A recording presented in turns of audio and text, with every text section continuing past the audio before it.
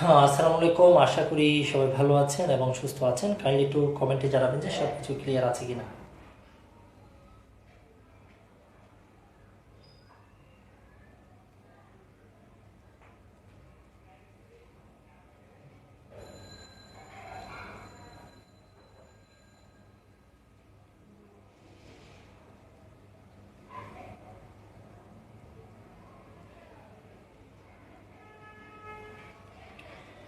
ইতিমধ্যে আমার সাথে আপনারা অনেকেই জয়েন করেছেন দেখতে পাচ্ছি।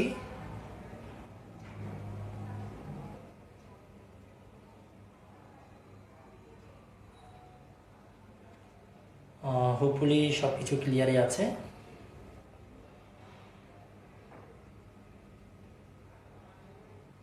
আমরা দ্রুত ক্লাসে চলে যাবো ইনশাল্লাহ। আসসালামু আলাইকুম। ওয়ালাইকুম আসসালাম।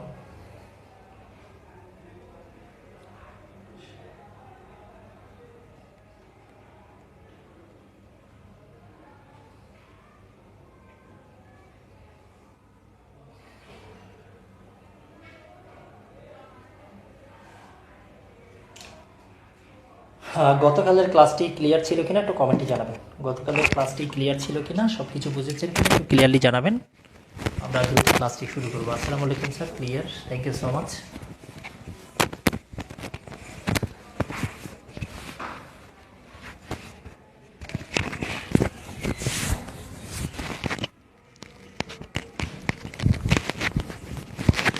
কেমন আছেন সবাই? হ্যাঁ, সবাই ভালো আছে। আপনি কেমন আছেন?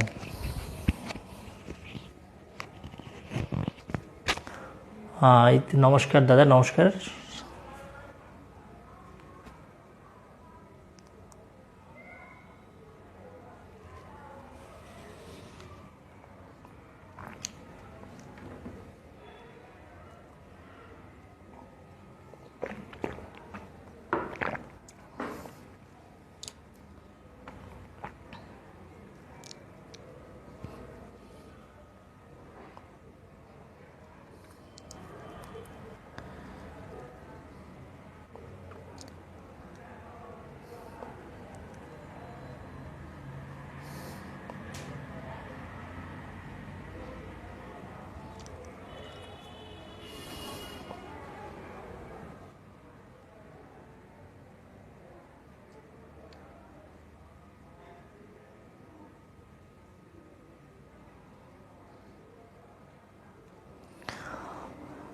আসসালামু আলাইকুম। আশা করি সবাই ভালো আছেন এবং সুস্থ আছেন। ইতিমধ্যে অনেকেই জয়েন করেছেন দেখতে পাচ্ছি।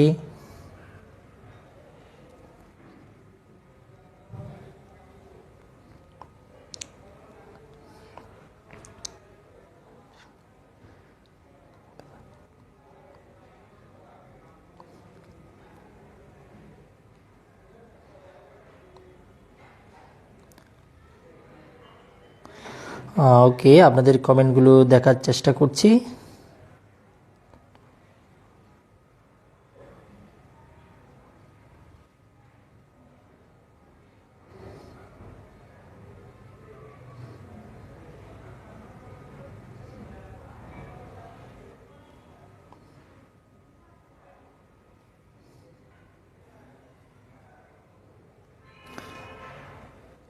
ওকে, সবাই দ্রুত জয়েন করবেন, আমরা দ্রুত ক্লাসে যাওয়ার চেষ্টা করব। গতকাল ক্লাস ভালো করে করতে পারিনি, কেন করতে পারেননি? নেটের প্রবলেম সম্ভবত।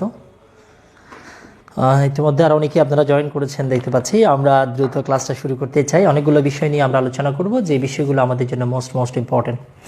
গত ক্লাসে আমরা যে বিষয়গুলো নিয়ে আলোচনা করেছিলাম, যে সবারই মনে আছে, আমরা বলেছি তামাদি আইনটা মূলত প্রণয়ন করা হয়েছে আপনি যাতে নির্দিষ্ট সময়ের মধ্যে কোর্টে যান।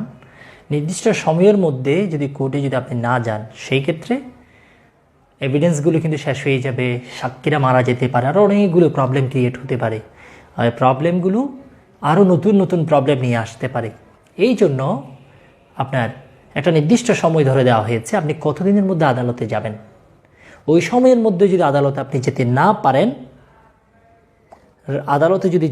পারেন, সেই ক্ষেত্রে আদালত আপনাকে কোনো রেমেডি দিবে না, কিন্তু আপনি আদালতের বাইরে যদি তার থেকে আদায় করতে পারেন কোনো সমস্যা নেই। তামাদি আইন আপনার অধিকারকে নষ্ট করবে না, কিন্তু আদালতের মাধ্যমে আপনাকে হেল্প করবে না। এবং আমরা বলেছি এটা 1908 সালের 9 নং আইন, এবং এই আইনটি প্রণীত হয় 1909 সালের 1 জানুয়ারি এটি পাশ হয়, এটি কার্যকর হয়। তাহলে কার্যকরের সময়টা আমরা বলেছি 1 জানুয়ারি 1909, এবং আমরা এটাও বলেছি এটা হচ্ছে 1908 সালের আপনার হচ্ছে 9 নং আইন, এটা আমরা বললাম।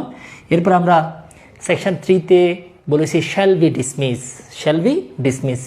নির্দিষ্ট সময়ের মধ্যে যদি আপনি ফাইল করতে না পারেন, অ্যাপ্লিকেশনের কথা আমরা বলেছি, সেখানে আমরা মামলার কথা বলেছি, মামলা, তারপরে হচ্ছে আপনার 3টা বিষয়ের কথা আমরা স্পেসিফিক্যালি বলেছিলাম সেকশন 3-তে, হয়তো আপনাদের সবারই মনে আছে।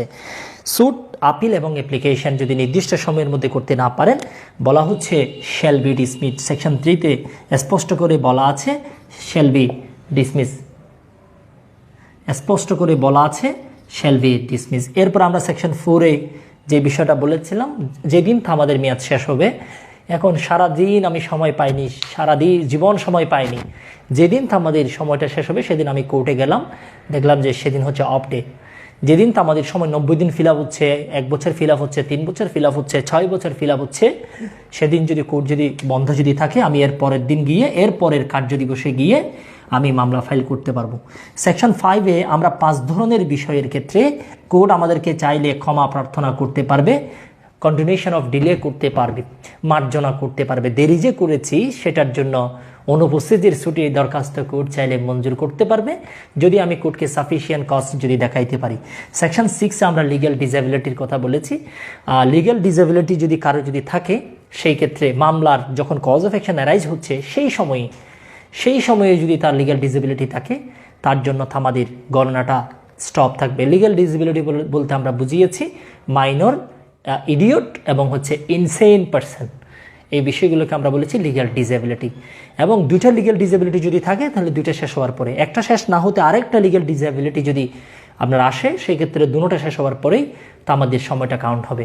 সেকশন 8-এ গিয়ে আমরা আপনার হচ্ছে সবচাইতে ঝামেলাটা আমরা করেছিলাম সেকশন 8-এ গিয়ে, যেখানে আমরা বলেছি এই 6-এর যে কাহিনী, লিগ্যাল ডিসএবিলিটি থাকলে থামাদি গণনা করা হবে না, এটা সেকশন 8-এ গিয়ে বললাম, এটা 2 ক্ষেত্রে আপনি এই প্রয়োগ করতে পারবেন না। একটা হচ্ছে অগ্রক্রয়ের মামলার ক্ষেত্রে, আরেকটা কথা বলেছি যেদিন লিগ্যাল ডিসএবিলিটি শেষ হবে সেদিনের পরে আপনাকে সর্বোচ্চ 3 বছরের মধ্যে মামলাটা দায়ের করে ফেলতে হবে। 3 বছর পরে আপনি আর মামলা অ্যাপ্লিকেশন এগুলো দায়ের করতে পারবেন না, আপনাকে সময় দেওয়া হবে 3 বছর। ঠিক আছে, আপনি লিগ্যাল ডিসএবিলিটির নাম ধরে এখানে 3 বছরের বেশি সময় পাবেন না। এখন অরিজিনালি তো আমাদের মেয়াদ হচ্ছে 6 মাস, সেই ক্ষেত্রে কি আমি লিগ্যাল ডিসএবিলিটি শেষ হওয়ার পরে 3 বছর পাবো? এমনি কমন সেন্সে বলেন, নিয়মেই তো নয় 3 বছর, আছে 6 মাস, এসআরএক্টের নয়, আছে 1 বছর, আছে 30 দিন, সেক্ষেত্রে আমি 3 বছর পাবো না। যেই ক্ষেত্রে আমাদের অরিজিনাল যে মেয়াদটা সেটা যদি 3 বছরের নিচে হয় সেই সময়টা পাবো, আর 3 বছরের যদি উপরে হয় আমি সর্বোচ্চ 3 বছর সময় পাবো। এখন আমার 3 বছর লাগতেছে না, আমি 6 বছর ডিজে বলছিলাম, এরপরে কিন্তু আরও 6 বছর আমার হাতে আছে, ওই 6 বছরের মধ্যে আমি মামলা দায়ের করতে পারবো, কারণ আমাদের মেয়াদ হচ্ছে আপনার 12 বছর।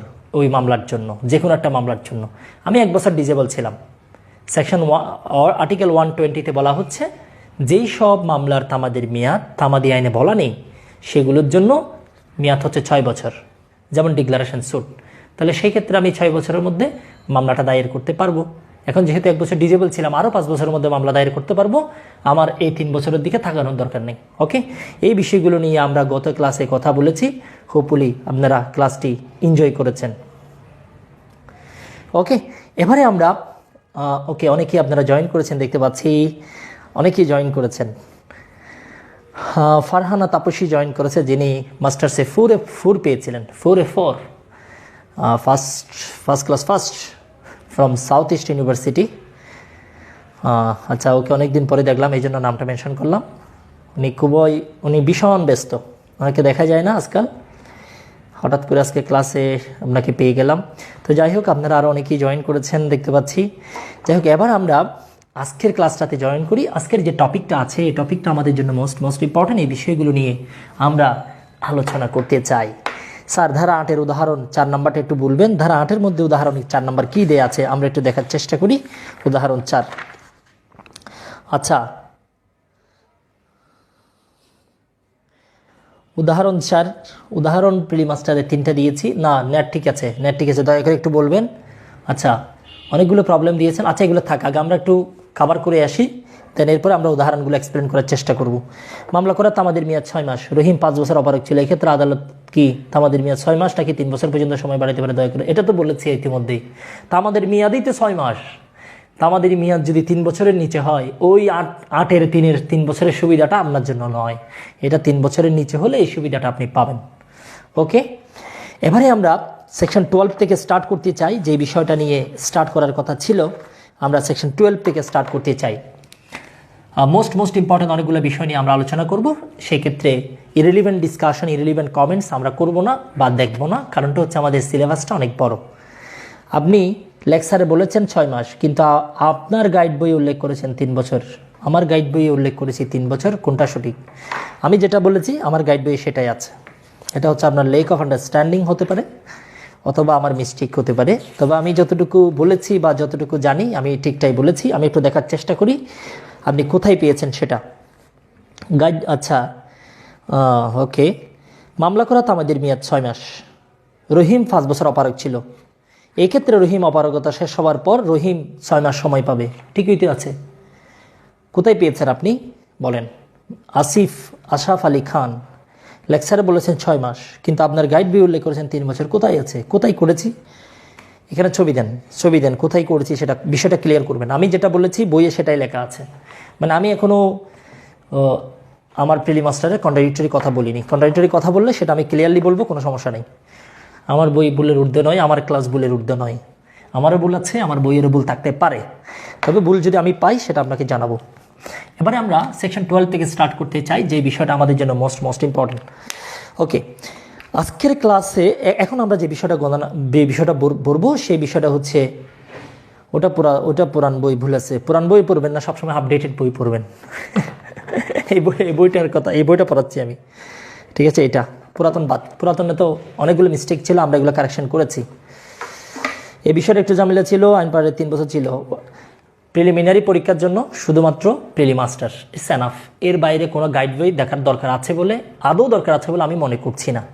আদৌ দরকার আছে বলে, যদি আপনি এক্সপার্ট হতে চান বা পড়াশোনা বেশি করতে চান, আপনি রেফারেন্স বইগুলো দেখেন। আপনি মাহমুদুল ইসলাম স্যারের সিপিসি পড়েন, কোনো সমস্যা নেই।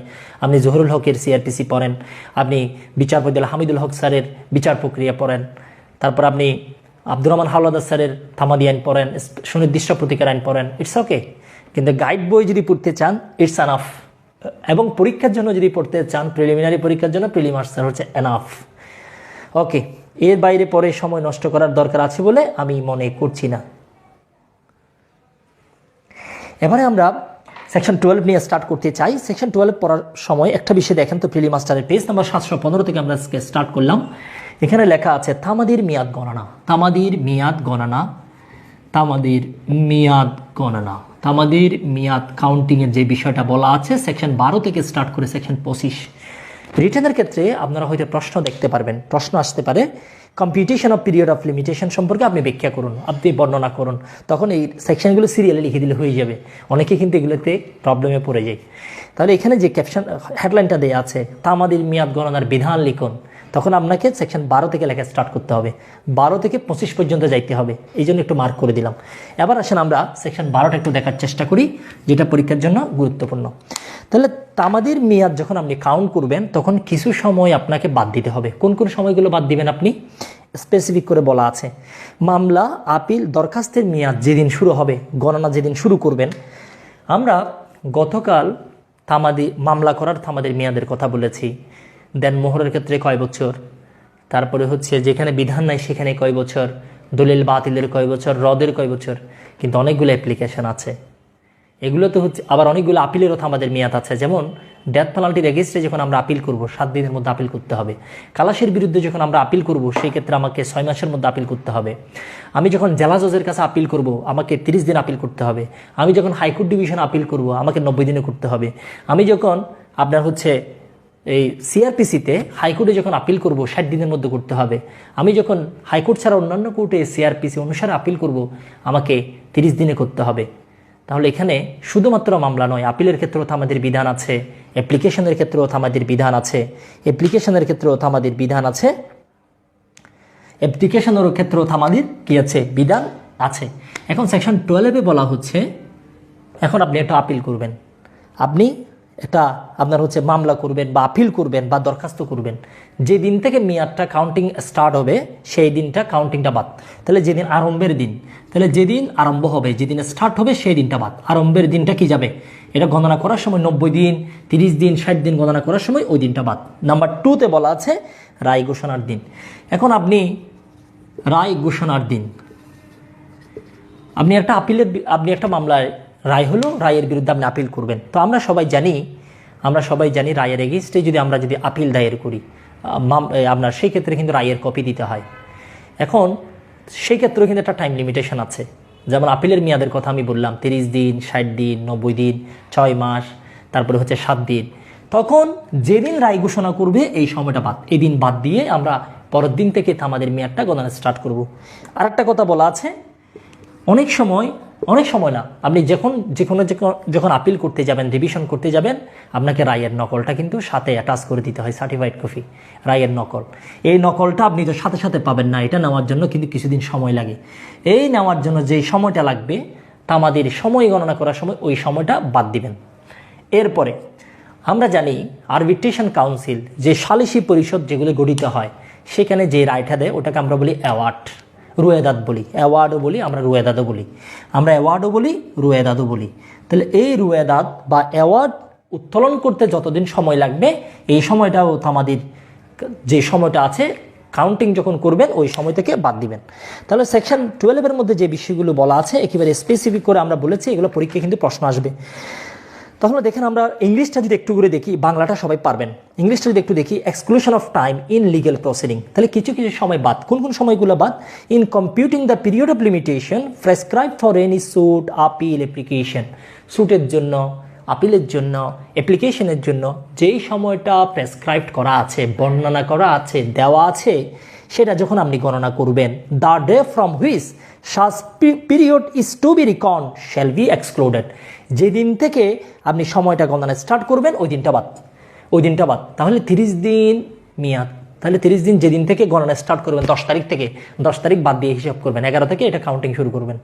তাহলে আমরা যখন সুট, আপিল, অ্যাপ্লিকেশনের জন্য যখন কোনো মামলা ফাইল করব, যখন কোনো প্রসিডিং স্টার্ট করতে যাব, তখন তা আমাদের মেয়াদটা গণনা করার সময় আমরা যেদিন থেকে গণনা স্টার্ট ওই দিনটা বাদ দিব, প্রথম দিনটা বাদ। তাহলে ওই দিনটা বাদ, যেদিন থেকে স্টার্ট হবে ওই দিনটা বাদ। ওকে, রায় নকল গ্রহণের নির্দিষ্ট সময় নেই, এক এক কোর্টে এক এক রকম বিধান আছে, এক এক কোর্টে এক এক রকম।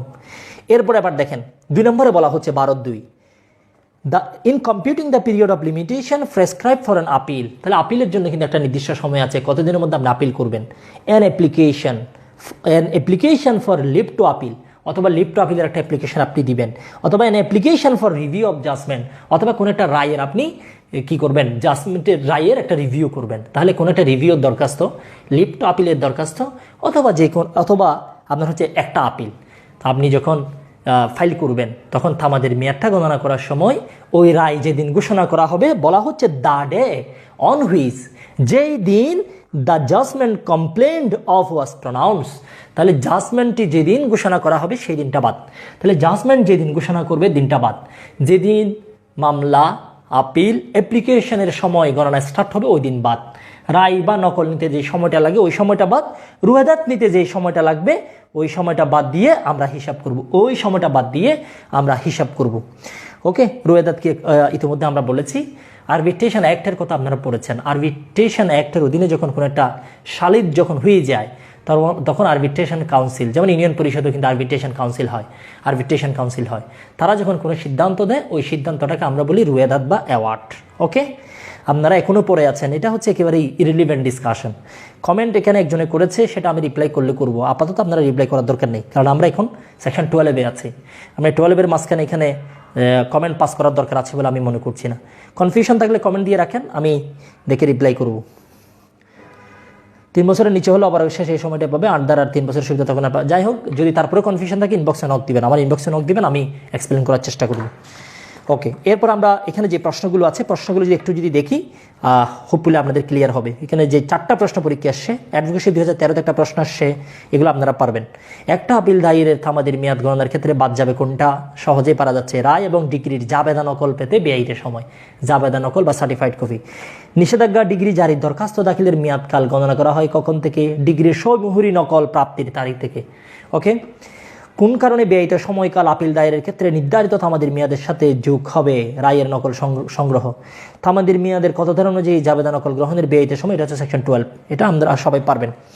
এবারে আমরা সেকশন 13 একটু যাই। এই সেকশনটা ক্লিয়ার কিনা একটু কমেন্টে জানাবেন, এটা পরীক্ষার জন্য গুরুত্বপূর্ণ। আমরা সেকশন 13টা একটু দেখি, এটাও কিন্তু পরীক্ষার জন্য গুরুত্বপূর্ণ। এখন যার বিরুদ্ধে আপনি মামলা করবেন সে বাংলাদেশের বাইরে, তাহলে বিবাদী যার বিরুদ্ধে আমি মামলা করব সেই দেশের বাইরে যদি হয়, সে যতদিন পর্যন্ত দেশের বাইরে থাকবে ততদিন তামাদের মেয়াদ গণনাটা স্থগিত থাকবে। তামাদের মেয়াদ গণনাটা কি থাকবে? স্থগিত থাকবে। এই কথাটা সেকশন 13-এ বলা আছে। তাহলে বিবাদী যদি বাংলাদেশের বাইরে হয়, সেক্ষেত্রে যতদিন উনি বাংলাদেশের বাইরে থাকবে ততদিন তামাদের মেয়াদ গণনাটা স্থগিত থাকবে। এবার আমরা সেকশন 14টা একটু দেখতে চাই, এটা পরীক্ষার জন্য সো ইম্পর্ট্যান্ট, পরীক্ষার জন্য খুবই গুরুত্বপূর্ণ। এখন একটা মামলা আমি করেছি, এমন একটা কোর্টে আমি একটা মামলা করলাম, আমি একটা মামলা দায়ের করলাম, স্যুট দায়ের করলাম, একটা অ্যাপ্লিকেশন দায়ের করলাম, স্যুট বা অ্যাপ্লিকেশন আমি দায়ের করলাম। যে কোর্ট মামলা দায়ের করেছি সৎ বিশ্বাসে, আসলে কাউকে ঠকানোর জন্য নয়, আমি গুড ফেথে মামলাটা দায়ের করেছি, with due care and attention. What is good faith? কোনো কিছু যখন আপনি ডিউ কেয়ার, যথাযথ কেয়ার এবং অ্যাটেনশন দিয়ে করবেন তাহলে ধরে নেওয়া হয় সেটা আপনি গুড ফেথে করেছেন। আমি একটা মামলা দায়ের করলাম, এটা হচ্ছে গুড ফেথে করেছি, মামলাটা গুড ফেথে করেছি। এখন মামলা কিছুদিন চালানোর পরে দেখলাম কোর্ট বলল যে ওফ মাই গড, আমার তো মামলাটা বিচার করার এখতিয়ার আমার নেই, বিচার করার ক্ষমতা আমার নেই, জুরিসডিকশন আমার নেই। তাহলে এখতিয়ারবিহীন আদালতে, জুরিসডিকশনবিহীন আদালতে, ক্ষমতাবিহীন আদালতে একটা মামলা আপনি ফাইল করেছেন, আমাদের সময়ের মধ্যে ফাইল করেছেন, ওই মামলা সেখানে আজকে 2 বছর ধরে পেন্ডিং।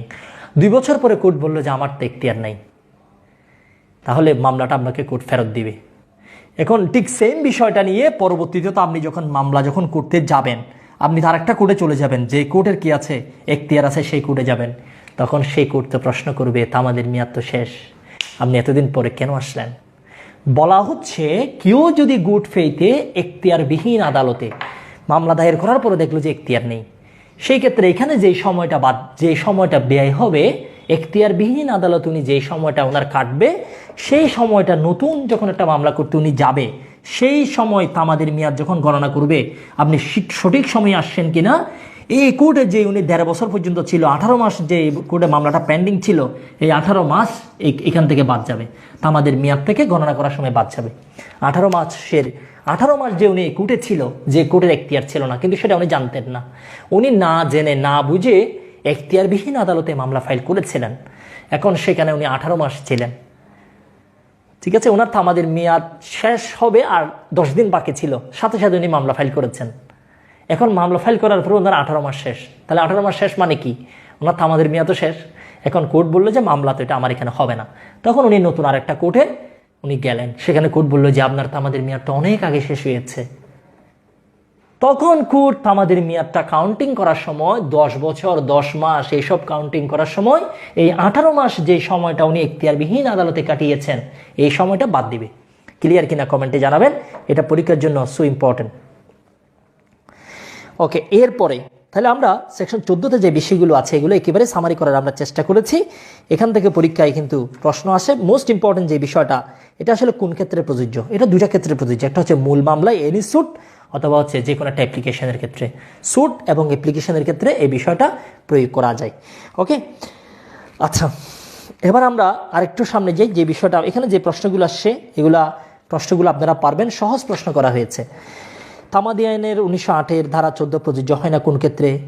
প্রযোজ্য হয় কোন ক্ষেত্রে? স্যুটের ক্ষেত্রে, স্যুট বা মোকদ্দমার ক্ষেত্রে। 2 নম্বর একটা প্রশ্ন করা হয়েছে, মোকদ্দমা দায়েরের পর আপনাকে আর্জি ফেরত দেওয়া হলো কারণ কোর্টের এখতিয়ার নেই, এখন আপনি কোথায় যাবেন? ইতিমধ্যে মোকদ্দমার মেয়াদ শেষ, আপনি এখন নতুনভাবে কোথায় মামলা করবেন, কোথায় যাবেন? অনেকে সেকশন 5 দাগিয়ে নেবে। সেকশন 5-এ কিন্তু স্যুট ছিল না, সেকশন 5-এ স্যুট কিন্তু ছিল না, অনেকে সেকশন 5 দাগিয়ে ফেলবে। সেকশন 5-এ কিন্তু স্যুটের ক্ষেত্রে প্রযোজ্য নয়। স্যুটের ক্ষেত্রে আমরা ইউজ করতে পারি সেকশন 14তে আমরা অ্যাপ্লিকেশন দিতে পারি কোর্টকে।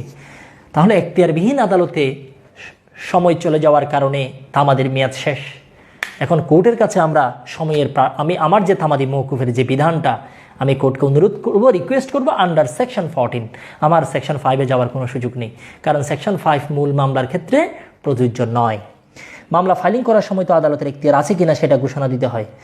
আপনি তো সেটা ঘোষণা দিবেন পরে, যখন মামলা যখন ট্রায়ালে গেল বা যে কোনো একটা পর্যায়ে গেল, তখন দেখা গেল যে কোর্টের এটা এখতিয়ার নেই।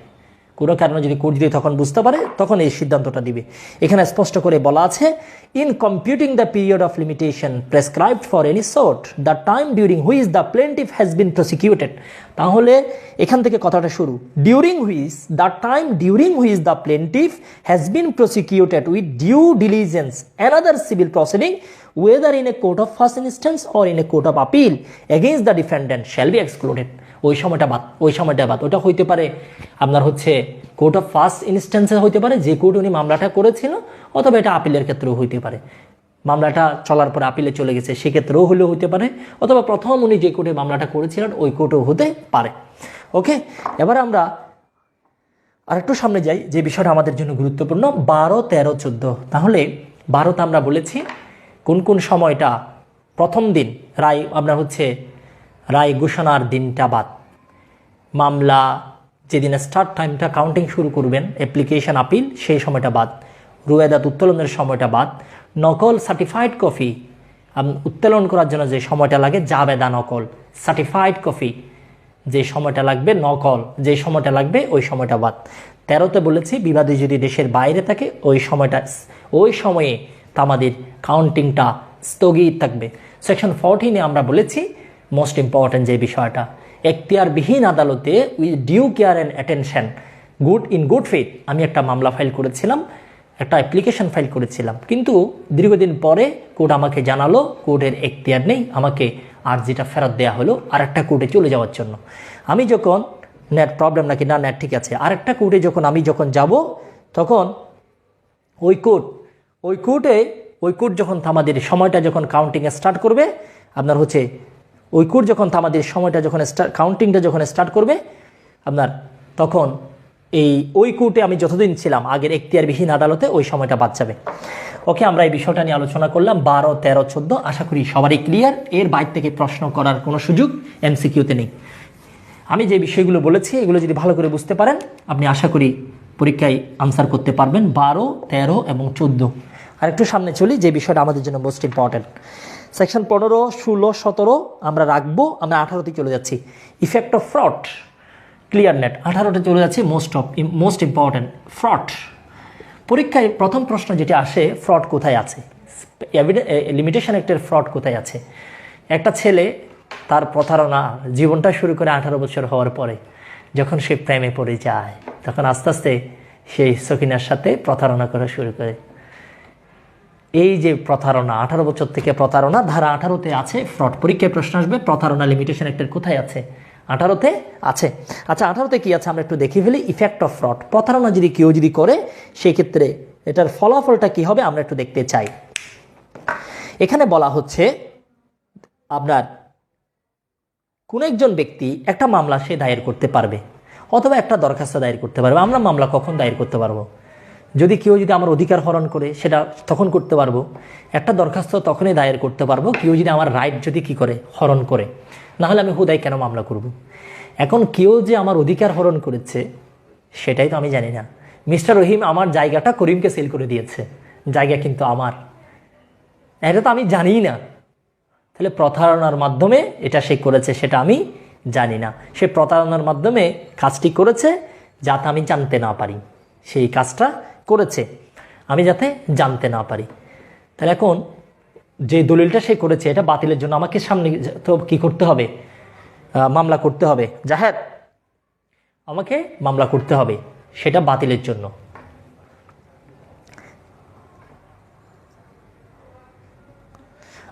জাস্ট 10 সেকেন্ড একটু এসিটা অন করি, কারণ একটু গরম লাগতেছে। জাহেদ, আচ্ছা, ফ্রডের ক্ষেত্রে আমরা যে বিষয়টা বলছিলাম 25 দাও এসি, 26 দিলে হবে। আচ্ছা, ইফেক্ট অফ ফ্রড সেকশন 18 যে বিষয়টা বলা আছে আমরা একটু দেখার চেষ্টা করি। তাহলে দেখেন, where any person having a right to institute a suit or make an application, তাহলে কোনো একজন ব্যক্তির একটা অধিকার আছে একটা মামলা করার অথবা একটা অ্যাপ্লিকেশন দায়ের করার। এখন আপনি কি করলেন?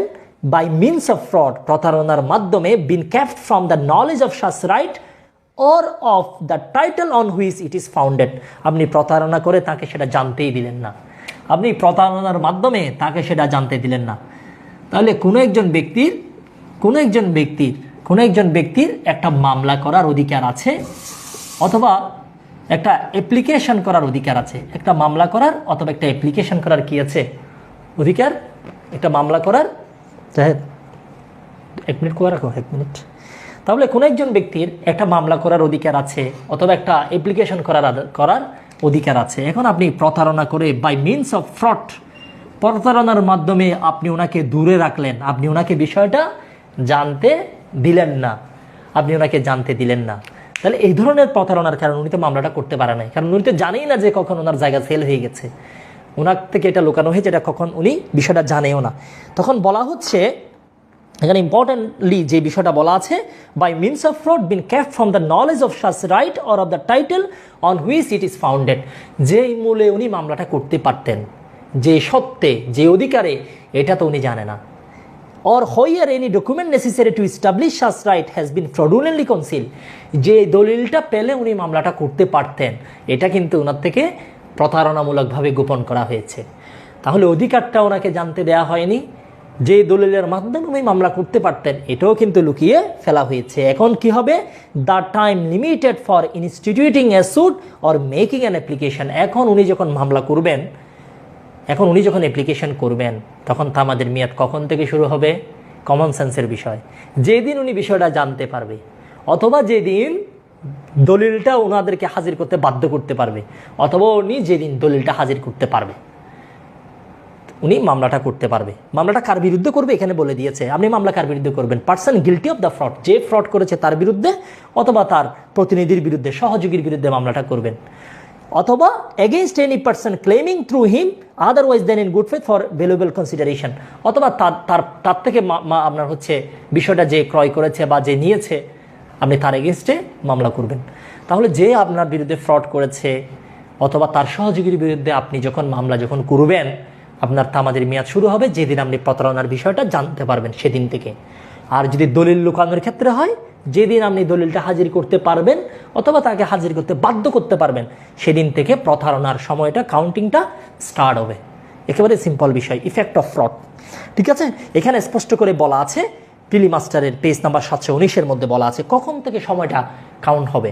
Shall be computed from the time when fraud first became known to the person injuriously affected thereby, যে প্রতারণার মাধ্যমে আক্রান্ত হয়েছে, এফেক্টেড হয়েছে, সেই ব্যক্তি যেদিন বিষয়টা জানতে পারবে সেদিন থেকে, নাম্বার 1, অথবা in case of the conceal document, আর দলিল যদি লুকিয়ে ফেলে সেই ক্ষেত্রে কি হবে?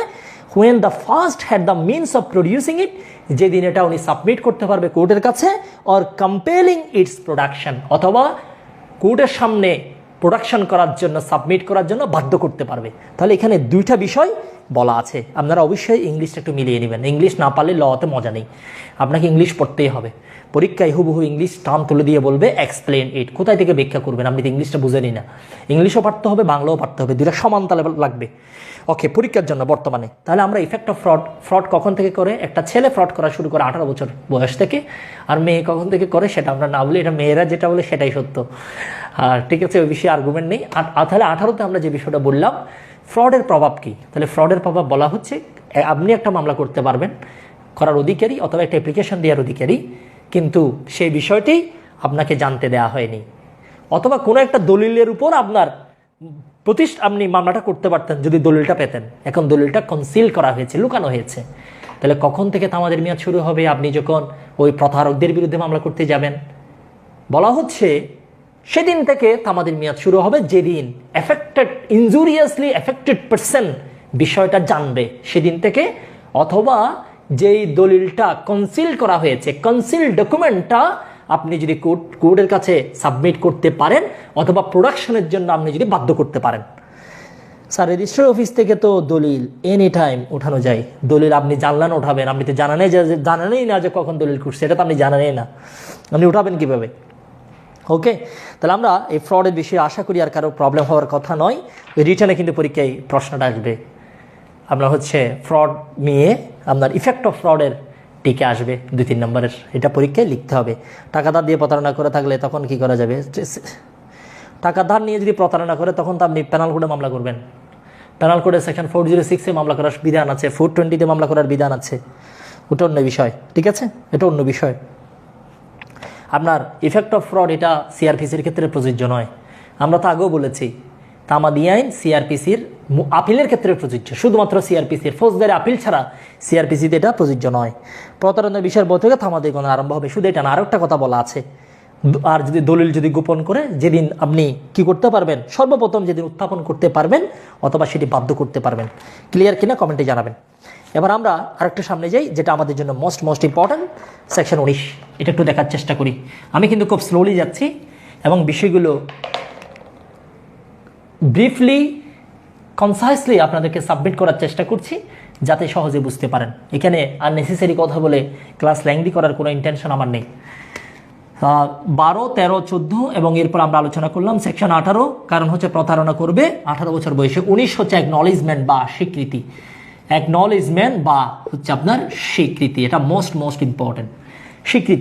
স্বীকৃতিটা আমরা আগে এক লাইনে একটু দেখে ফেলি, দেন আমাদের জন্য সুবিধা হবে। প্রিলি মাস্টার পেজ নাম্বার 721, যা মনে রাখবেন একটু দেখে ফেলি, ঠিক আছে? আচ্ছা, স্বীকৃতির লিখিতভাবে প্রাপ্তি স্বীকারের ফলাফল কি? আপনি লিখিতভাবে একটা প্রাপ্তি স্বীকার করেছেন, মিস্টার রহিম আমার থেকে 10,000 টাকা পাবে, প্রাপ্তি স্বীকার করে ফেললেন, ঠিক আছে? এই জায়গাটা মিস্টার রহিমের, আপনি স্বীকার করেছেন। কোনো সম্পত্তি বা অধিকার সংক্রান্ত বিষয়ে তামাদির মেয়াদ শেষ হয়ে যাচ্ছে, তামাদির মেয়াদ শেষ হওয়ার আগে আপনি লিখিতভাবে দিলেন, আপনি হচ্ছেন কে? বিবাদী। লিখিতভাবে আপনি দায় স্বীকার করেছেন। তাহলে তামাদির মেয়াদ শেষ হওয়ার পূর্বে কোনো একটা সম্পত্তি সম্পর্কে, কোনো একটা সম্পত্তি অথবা কোনো একটা অধিকারের বিষয়ে তামাদির মেয়াদ এখনও আছে, শেষ হয়নি, শেষ হওয়ার আগে আপনি লিখিতভাবে আপনি অ্যাকনলেজ করলেন, আপনি স্বীকার করলেন, হ্যাঁ এটা তোমার। তাহলে লিখিতভাবে তামাদির মেয়াদ শেষ হওয়ার আগে কোনো একটা সম্পত্তি বা অধিকারের বিষয়ে কেউ যদি স্বীকৃতি দেয়, স্বীকার যদি করে ফেলে, লিখিতভাবে যদি দায় স্বীকার করে, নতুন করে আবার তামাদির মেয়াদ, আবার নতুন করে কাউন্টিংটা, সময়টা আবার স্টার্ট হবে। তাহলে তামাদির সময় শেষ হওয়ার আগে যদি যিনি বিবাদী উনি যদি কি করে ফেলে, স্বীকার করে অধিকার সম্পর্কে যেটা নিয়ে আপনি মামলা করতে চাচ্ছেন, যে প্রপার্টি নিয়ে মামলা করতে চাচ্ছেন, যে রাইট নিয়ে আপনি কোর্টে প্রসিড হতে চাচ্ছেন, এখন বিবাদী বলল যে আপনাকে লিখিতভাবে সেটা কাগজ দিয়েছে, সিগনেচার করেছে, সাইন বাই দ্য ডিফেন্ডেন্ট, সে একটা সাইন করেছে, স্বাক্ষর করেছে, লিখিতভাবে বলেছে ইয়েস, সেই দায় স্বীকার করে নিয়েছে। যখনই আপনাকে স্বীকারোক্তি অ্যাকনলেজমেন্ট পেপারটা যেদিন দিবে, সেদিন থেকে তামাদির সময় আবার নতুনভাবে কাউন্টিং আপনি শুরু করতে পারবেন। এই 19 ধারাটা আপনি প্রয়োগ করতে পারবেন দুইটা ক্ষেত্রে, একটা হচ্ছে মূল মামলা আর একটা হচ্ছে দরখাস্তর ক্ষেত্রে। স্যুট এবং অ্যাপ্লিকেশন পরীক্ষায় প্রশ্ন আসবে, এটা কোথায় প্রয়োগ করা যাবে স্পষ্ট করে বলা আছে, মূল মামলা এবং হচ্ছে দরখাস্ত। এখানে কিছু শর্ত আছে, যে শর্তগুলো পরীক্ষার জন্য গুরুত্বপূর্ণ। কি শর্ত আছে? প্রাপ্তি স্বীকারের বিবৃতি একটা থাকতে হবে, আপনি যে সেটা পাবেন এটা একটা বিবৃতি, স্টেটমেন্ট থাকবে, এবং স্টেটমেন্টটা অবশ্যই লিখিত থাকবে, এবং সেখানে যে স্বীকার করবে তার স্বাক্ষর লাগবে, রিটেন অ্যান্ড সাইন। এরপরে বলা হচ্ছে প্রাপ্তি স্বীকার কোনো সম্পত্তি বা অধিকারের দায় সম্পর্কে হতে হবে, সম্পত্তিও হতে পারে, কোনো রাইটও হতে পারে। তামাদির মেয়াদ শেষ হওয়ার আগেই এই ধরনের অ্যাকনলেজমেন্টটা করতে হবে, পরে করলে হবে না। পরীক্ষায় এখনো পর্যন্ত প্রশ্ন এখান থেকে করা হয়নি, প্রিলিমিনারিতে করা হয়নি, বাট রিটেনে প্রশ্ন আসবে। আপনি টিকা লিখুন ইফেক্ট অফ ফ্রড, অথবা what is effect of fraud under limitation act 1908, আপনাকে প্রশ্ন করবে এক্সপ্লেইন ইফেক্ট অফ অ্যাকনলেজমেন্ট। তখন আপনাকে আনসার করতে হবে according to section 19 of the limitation act, 1908 acknowledgement is like that. আপনাকে এই আনসারগুলো করা শুরু করতে হবে। তাহলে অ্যাকনলেজমেন্ট মানে আমরা বললাম কোনো সম্পত্তি বা কোনো অধিকারের দায় যদি কেউ তামাদির মেয়াদ শেষ হওয়ার আগে যদি স্বীকার যদি করে ফেলে, সাইন স্বাক্ষর করে লিখিতভাবে কোনো বিবৃতি যদি দেয়, দায় সম্পর্কে সেই ক্ষেত্রে যেদিন স্টেটমেন্টটা দিবে সেদিন থেকে আবার নতুন করে তামাদির মেয়াদ গণনা স্টার্ট হবে। ক্লিয়ার কিনা কমেন্টে জানাবেন। আর একটু সামনে যাচ্ছি, মোস্ট ইম্পর্টেন্ট 19 এখনো এমসিকিউতে প্রশ্ন করা হয়নি, বাট রিটেনে প্রশ্নটা আসবে এবং এমসিকিউতে প্রশ্নটা আসতে পারে। আমরা সামনে যাচ্ছি, ক্লিয়ার কিনা কমেন্টে জানাবেন। ক্লাসটা মনোযোগ সহকারে করেন, আপনার বেশিক্ষণ লাগবে না পড়তে। একা পড়তে গেলে 6 ঘন্টা লাগবে, আর ক্লাস যদি 1 ঘন্টা করে ফেলেন 6 ঘন্টার পর 1 ঘন্টায় হয়ে যাবে। ঠিক আছে, এই জন্য ক্লাসের দরকার। অনেকেই বলবে যে আমার কোচিং করার দরকার নেই, আমার এই টিচারের কাছে পড়ার দরকার নেই, এই করার দরকার নেই। আসলে পড়লে তো আপনার এটা তো লস নেই, পড়লে আপনি অনেক কিছু শিখবেন, শিখার কোনো শেষ নেই, অনেক কিছু জানতে পারবেন, শিখতে পারবেন। আর যদি কেউ মহাপণ্ডিত হয়, আসলে তার কিছুই দরকার হয় না, কারো কাছে পড়া লাগে না, কিন্তু আসলে আমাদের জানার ঘাটতি সবসময় থেকে যায়। এই জন্য আমরা পড়তে আগ্রহী হয়ে যাই আর কি। তো অনেকে আবার বলবে কোচিংয়ের দরকার নেই। আরে ভাই, এটা তো এসএসসি পরীক্ষা না, এটা এসএসসি পরীক্ষা না, এটা ল। এটা সারাদিন সারা রাত সারা জীবন যদি আলোচনা করি, এটা মহাসমুদ্রের জাস্ট একটা পানির কণা আলোচনা করতে পারবো, এটা শেষ করতে কখনোই পারবো না। বিস্তৃত মহাজগৎ, এটা তো আর একাডেমিক পড়া না। আচ্ছা, যাই হোক, আমরা অনেকগুলো বিষয় নিয়ে কথা বলি। এবার আমরা একটু সামনে যাই, যে বিষয়টা আমাদের জন্য ইম্পর্টেন্ট। আমরা সেকশন 20 নিয়ে একটু আলোচনা করি, যেটা পরীক্ষার জন্য গুরুত্বপূর্ণ। উত্তরদায় সংক্রান্ত ঋণ পরিশোধের অথবা সুদ প্রদানের ফলাফল। জাস্ট এক লাইনে কথাটা বলে ফেলবো, এত কাহিনী করার দরকার নেই, পরীক্ষা প্রশ্নটা আসা নেই। কোনো দেনা বা দায়ের সুদ পরিশোধের নির্ধারিত মেয়াদ উত্তীর্ণ হবার পূর্বে এর পরিশোধকারী বা তার পক্ষে ক্ষমতাপ্রাপ্ত প্রতিনিধি যদি কোনো টাকা যদি আপনাকে কি করে পরিশোধ যদি করে, নতুন করে আমাদের মেয়াদটা কি হয়ে যাবে, শুরু হয়ে যাবে। ঠিক আছে, তাহলে কোনো দেনা বা দায়ের সুদ, তাহলে কোনো দেনা, কেউ আপনি কারো থেকে টাকা পাবেন, অথবা ওই টাকার দেনার সুদ। তাহলে কোনো দেনা বা সুদ যার থেকে পাবেন, সেটা থেকে যদি কোনো অংশ যদি আপনাকে পরিশোধ করে, কোনো অংশ যদি আপনাকে যদি পে করে বা পরিশোধ করে, যেদিন পরিশোধ করবে সেদিন থেকে নতুন করে আবার আমাদের মেয়াদ স্টার্ট হবে। নতুন করে আপনি তার বিরুদ্ধে যখন মামলা করবেন, টাকা যদি সে পরিশোধ না করে, তখন আমাদের সময়টা গণনা হবে কখন থেকে, যেদিন সে লাস্ট পেমেন্ট আপনাকে দিয়েছে সেদিন থেকে। কথাটা একেবারে সিম্পল। তাহলে কোনো দেনা বা দায়ের সুদ পরিশোধের নির্ধারিত মেয়াদ উত্তীর্ণ হওয়ার আগে, এটাও কিন্তু উত্তীর্ণ হওয়ার আগে করতে হবে। মেয়াদ শেষ হওয়ার আগে যদি সে কিছু টাকা আপনাকে যদি দেয়, তাহলে পূর্বে এর পরিশোধকারী বা তার পক্ষে ক্ষমতাপ্রাপ্ত ব্যক্তি যদি দেয়, অর্থ প্রদান করলে সেই সময় থেকে আবার আমাদের মেয়াদ কি হয়ে যাবে, স্টার্ট হয়ে যাবে। ওকে, আগে আসলে ল পড়তে না, ঠিক আছে। আমরা 21টা পড়বো না, আমরা চলে যাব সরাসরি 22-এ। আমরা 21টা পড়বো না, সরাসরি চলে যাব 22-এ। তাহলে 12, 13, 14, 18, 19, 21 আমরা 20 দেখলাম।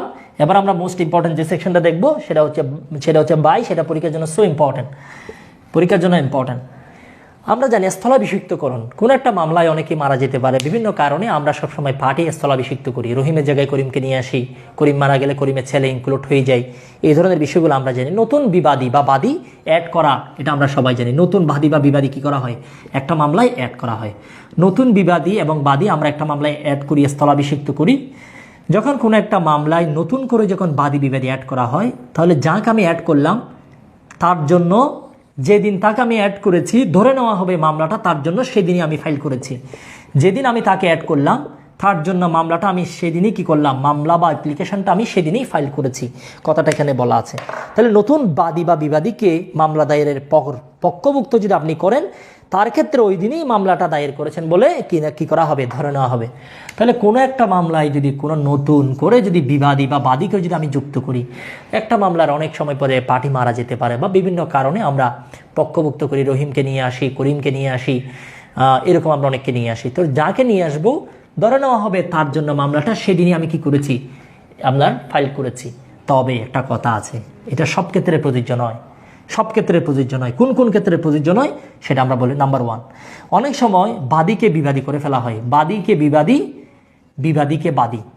ঠিক আছে, বাদীকে বিবাদী, আবার বিবাদীকে কি করে ফেলা হয়, বাদী করে ফেলা হয়। বাদী যদি বিবাদী হয়ে যায়, ঠিক আছে, বাদী যদি বিবাদী হয়, বিবাদী যদি বাদী হয়ে যায়, সেই ক্ষেত্রে আপনার কি হবে না, এই বিষয়টা, কারণ এই নিয়মটা প্রয়োগ করা যাবে না। নতুনভাবে যে ফাইল করেছেন এটা গণনা করা হবে না, কারণ এটা আগে থেকেই জানে, বাদী তো আগে থেকেই জানে যে বিবাদী হয়ে গেল, এটা আগে থেকেই জানে যে বিষয়টা, কাহিনীটা কি।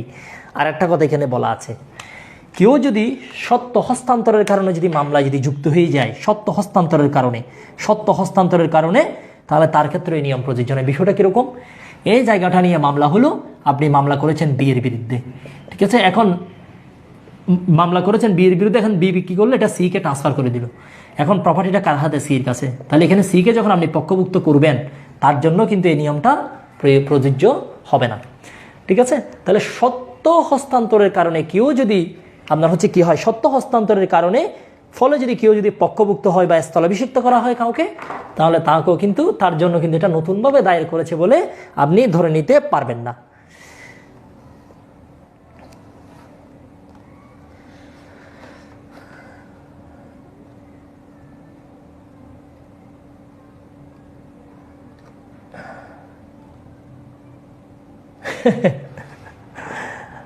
একটা গান আছে, আগে যদি জানতাম, আগে জানলে ল পড়তে আসতাম না। ল যারা পড়েছে সেই ছেলেটা অন্তত ভালো করেই জানে কোর্টে গেলে আমি 200 টাকা হলেও পাবো।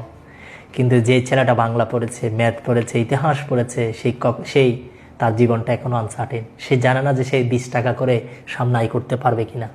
যতদিন তার চাকরি হয়নি সে 20 টাকা আয় করতে পারবে কিনা সে নিশ্চিত করে বলতে পারবে না। কিন্তু যেই ছেলেটা আইন পড়েছে সে জানে আমার কিছু না হলেও একটা কোর্ট আছে যেখানে ঘুরলে অন্তত আমি 100 টাকা হলেও পাবো। This is the law. এই লটা আপনাকে নিরাপত্তার চাদরে ডেকে রাখবে। যেই কেউ যদি জানে যে আপনি একজন আইনের স্টুডেন্ট, আপনি একজন আইনের শিক্ষক, আপনি একজন অ্যাডভোকেট, সে আপনার এগেনস্টে কিছু করার আগে মিনিমাম 3 বার চিন্তা করবে কোনো প্রবলেম হবে কি না। যেই সাবজেক্ট আপনাকে নিরাপত্তার চাদরে ঘিরে রাখতে পারে, যে সাবজেক্টটা আপনাকে জানিয়েছে হোয়াটস ইউর রাইট, সেই সাবজেক্টটা শিক্ষার্থী হওয়া, শিক্ষক হওয়া, আইনজীবী হওয়া, যে কোনো কিছু হওয়া, এটা অনেক সম্মানের বিষয়, এটা গৌরবের বিষয়, এটা প্রেস্টিজিয়াস বিষয়। বিষয়টা কঠিন নয়। আইন কঠিন, অনেকে বলে যে আইন অনেক কঠিন। আইন অনেক সহজ যদি আপনি এটাকে সহজভাবে যদি পড়তে পারেন। আপনার টিচার যিনি আছেন, ইনস্ট্রাক্টর যিনি আছেন, উনি যদি আপনাকে বিষয়টা যদি আপনার হচ্ছে ওভাবে যদি প্রেজেন্টেশন যদি দিতে পারেন, তাহলে বিষয়টা আপনার জন্য সহজ। আদারওয়াইজ যে কোনো সাবজেক্ট আপনার ইনস্ট্রাক্টর যদি আপনাকে যদি বুঝাইতে না পারে এবং আপনি নিজেও যদি আন্তরিক না হন, সেটা যে কোনো বিষয় হতে পারে, এটা আপনার জন্য কঠিন হবে। তবে এটা একটা প্রেস্টিজিয়াস বিষয়। ওকে, তাহলে আমরা যে বিষয়টা বললাম সেকশন 22-এ, একটা মামলায় যদি কাউকে যদি নতুন করে যদি বাদী বিবাদী হিসাবে যদি আমরা যদি যুক্ত করি, তাহলে ধরে নেওয়া হবে তার জন্য মামলাটা সেদিনই আমরা ফাইল করেছি, এটা ধরে নেওয়া হবে। এই বিষয়টা প্রযোজ্য নয় 2 ক্ষেত্রে। এক ক্ষেত্রে হচ্ছে এখন বাদীকে বিবাদী করে ফেলি, বিবাদীকে যদি বাদী বানানো হয়, বাদীকে যদি বিবাদী করে ফেলা হয় মামলাতে, সে এই নিয়মটা প্রযোজ্য হবে না। এই যে কথাটা বললাম নতুন করে যে আপনার শুরু হবে, এটা প্রযোজ্য হবে না। আরেকটা হচ্ছে এখন একজনকে স্থলাভিষিক্ত করলাম, কারণ হচ্ছে সত্য তার কাছে স্থানান্তর করা হয়েছে, ট্রান্সফার করা হয়েছে, প্রপার্টিটা তার কাছে দেওয়া হয়েছে। এই যে মামলা করলাম বির বিরুদ্ধে, এখন বি কি করলো, প্রপার্টিটা সিকে ট্রান্সফার করে দিল। তাহলে সিকেও আমি এখানে যুক্ত করেছি। এখন সিকে যে যুক্ত করলাম, সেই ক্ষেত্রে সির জন্য মামলাটা যেদিন তাকে যুক্ত করলাম সেদিন থেকেই স্টার্ট, সেটা বলা হবে না, ঠিক আছে। তাহলে 2টা এক্সেপশন। প্রথমত হচ্ছে নতুনভাবে অ্যাড করলে সেদিন থেকেই তাদের জন্য শুরু হয়েছে, সেটা আমরা ধরে নিব। তবে 2টা ক্ষেত্রে নয়, বাদীকে যদি বিবাদী বানানো হয় অথবা বিবাদীকে যদি বাদী বানানো হয়, এক্ষেত্রে হবে না। আর একটা হচ্ছে সত্য ট্রান্সফারের কারণে, গ্রহণ করার কারণে নতুনভাবে যদি কেউ যদি পক্ষভুক্ত হয়, তার ক্ষেত্রে এটা কি হবে না, প্রয়োগ করা যাবে না। ওকে, এই বিষয়টা আমরা বললাম সেকশন 20। এরপর আমরা আরেকটু সামনে যাই, যে বিষয়গুলো একেবারেই সহজ বিষয়। অবিরামভাবে চুক্তিভঙ্গ, কেউ যদি চুক্তি যদি বারবার ভঙ্গ করে, যতবার ভঙ্গ করবে, অবিরাম চুক্তিভঙ্গের ফলাফল হচ্ছে যতবার ভঙ্গ করবে ততবার নতুন নতুন করে তামাদের মেয়াদ কাউন্টিং শুরু হবে, ঠিক আছে। যতবার ভঙ্গ করা হবে নতুন করে তামাদের মেয়াদ শুরু হবে। তাহলে অবিরাম চুক্তিভঙ্গ, একবার ভঙ্গ করে, 2বার ভঙ্গ করে, যতবার ভঙ্গ করবে ততবার নতুন করে তামাদের মেয়াদ কাউন্টিং স্টার্ট হবে। এটা আপনারা পারবেন। অবিরাম চুক্তিভঙ্গের ফলাফল কি, পরীক্ষা এমসিকিউ আসছে, চুক্তিভঙ্গের প্রতি মুহূর্তে নতুন করে তামাদের মেয়াদ কাউন্টিং স্টার্ট হবে। এবার হচ্ছে সেকশন 24টা একটু দেখে ফেলি, যেহেতু সামনে আসছে। এখন আচ্ছা দেখেন, এই প্রপার্টির উপরের মালিক হচ্ছেন আপনি, আর একজন হচ্ছে নিচের মালিক। নিচের মানে হচ্ছে এখানে খনি আছে, এখানে তেলের খনি সহ বিভিন্ন বিষয় এখানে আছে। আপনি হচ্ছে উপরের মালিক, টপ সয়েলের মালিক হচ্ছেন আপনি এখানে চাষ করেন। এখন এখানে কয়লা খনন করে, স্বর্ণ খনন করে, এগুলো বিভিন্ন জিনিসে খনন করে। এই যখন খনন করা শুরু করলো, আপনার কোনো লস হয় নাই, কিন্তু সামনে হতে পারে খনন করতে করতে একদিন ভেঙে পড়লো। তাহলে ভেঙে পড়লে আপনার এখানে তার থাকবে না। তাহলে আপনি মামলাটা কখন করতে পারবেন, তামাদের মেয়াদ কখন শুরু হবে, যখন আসলে বাস্তবিক পক্ষে এটা ভাঙবে তখন থেকে তামাদের মেয়াদ শুরু হবে। যেদিন সে খনন স্টার্ট করবে সেদিন থেকে নয়, ঠিক আছে। এগুলো পরীক্ষার জন্য লেস ইম্পর্টেন্ট, তারপরে একটু দেখে নিতে পারেন। যখন কোনো কাজ দ্বারা তাৎক্ষণিক কোনো ক্ষতি হয় না, এই যদি এখানে খনন করে, যেহেতু নিচের মালিক তাহলে তো আপনার তো তাৎক্ষণিক কোনো লস হবে না, হয় না। তবে পরবর্তীতে যদি কোনো ক্ষতি হয়, যখন ক্ষতি সংঘটিত হবে, যখন এটা আপনার মাটিটা ডুম করে নিচে পড়ে যাবে, সেদিন থেকে তামাদের মেয়াদ শুরু হবে। এগুলো পরীক্ষার জন্য লেস ইম্পর্টেন্ট, জাস্ট একটু মনে রাখেন, ইটস এনাফ। ঠিক আছে, এটা পরীক্ষার জন্য লেস ইম্পর্টেন্ট। এরপর আমরা সেকশন 25টা একটু দেখি, এটা একেবারেই সহজ।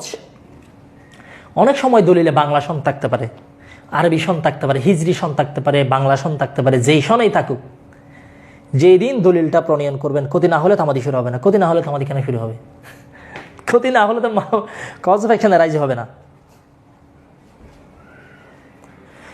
ক্ষতি না হলে কজ অফ অ্যাকশন রাইজ হবে না, মামলাও হবে না। ওকে, আচ্ছা।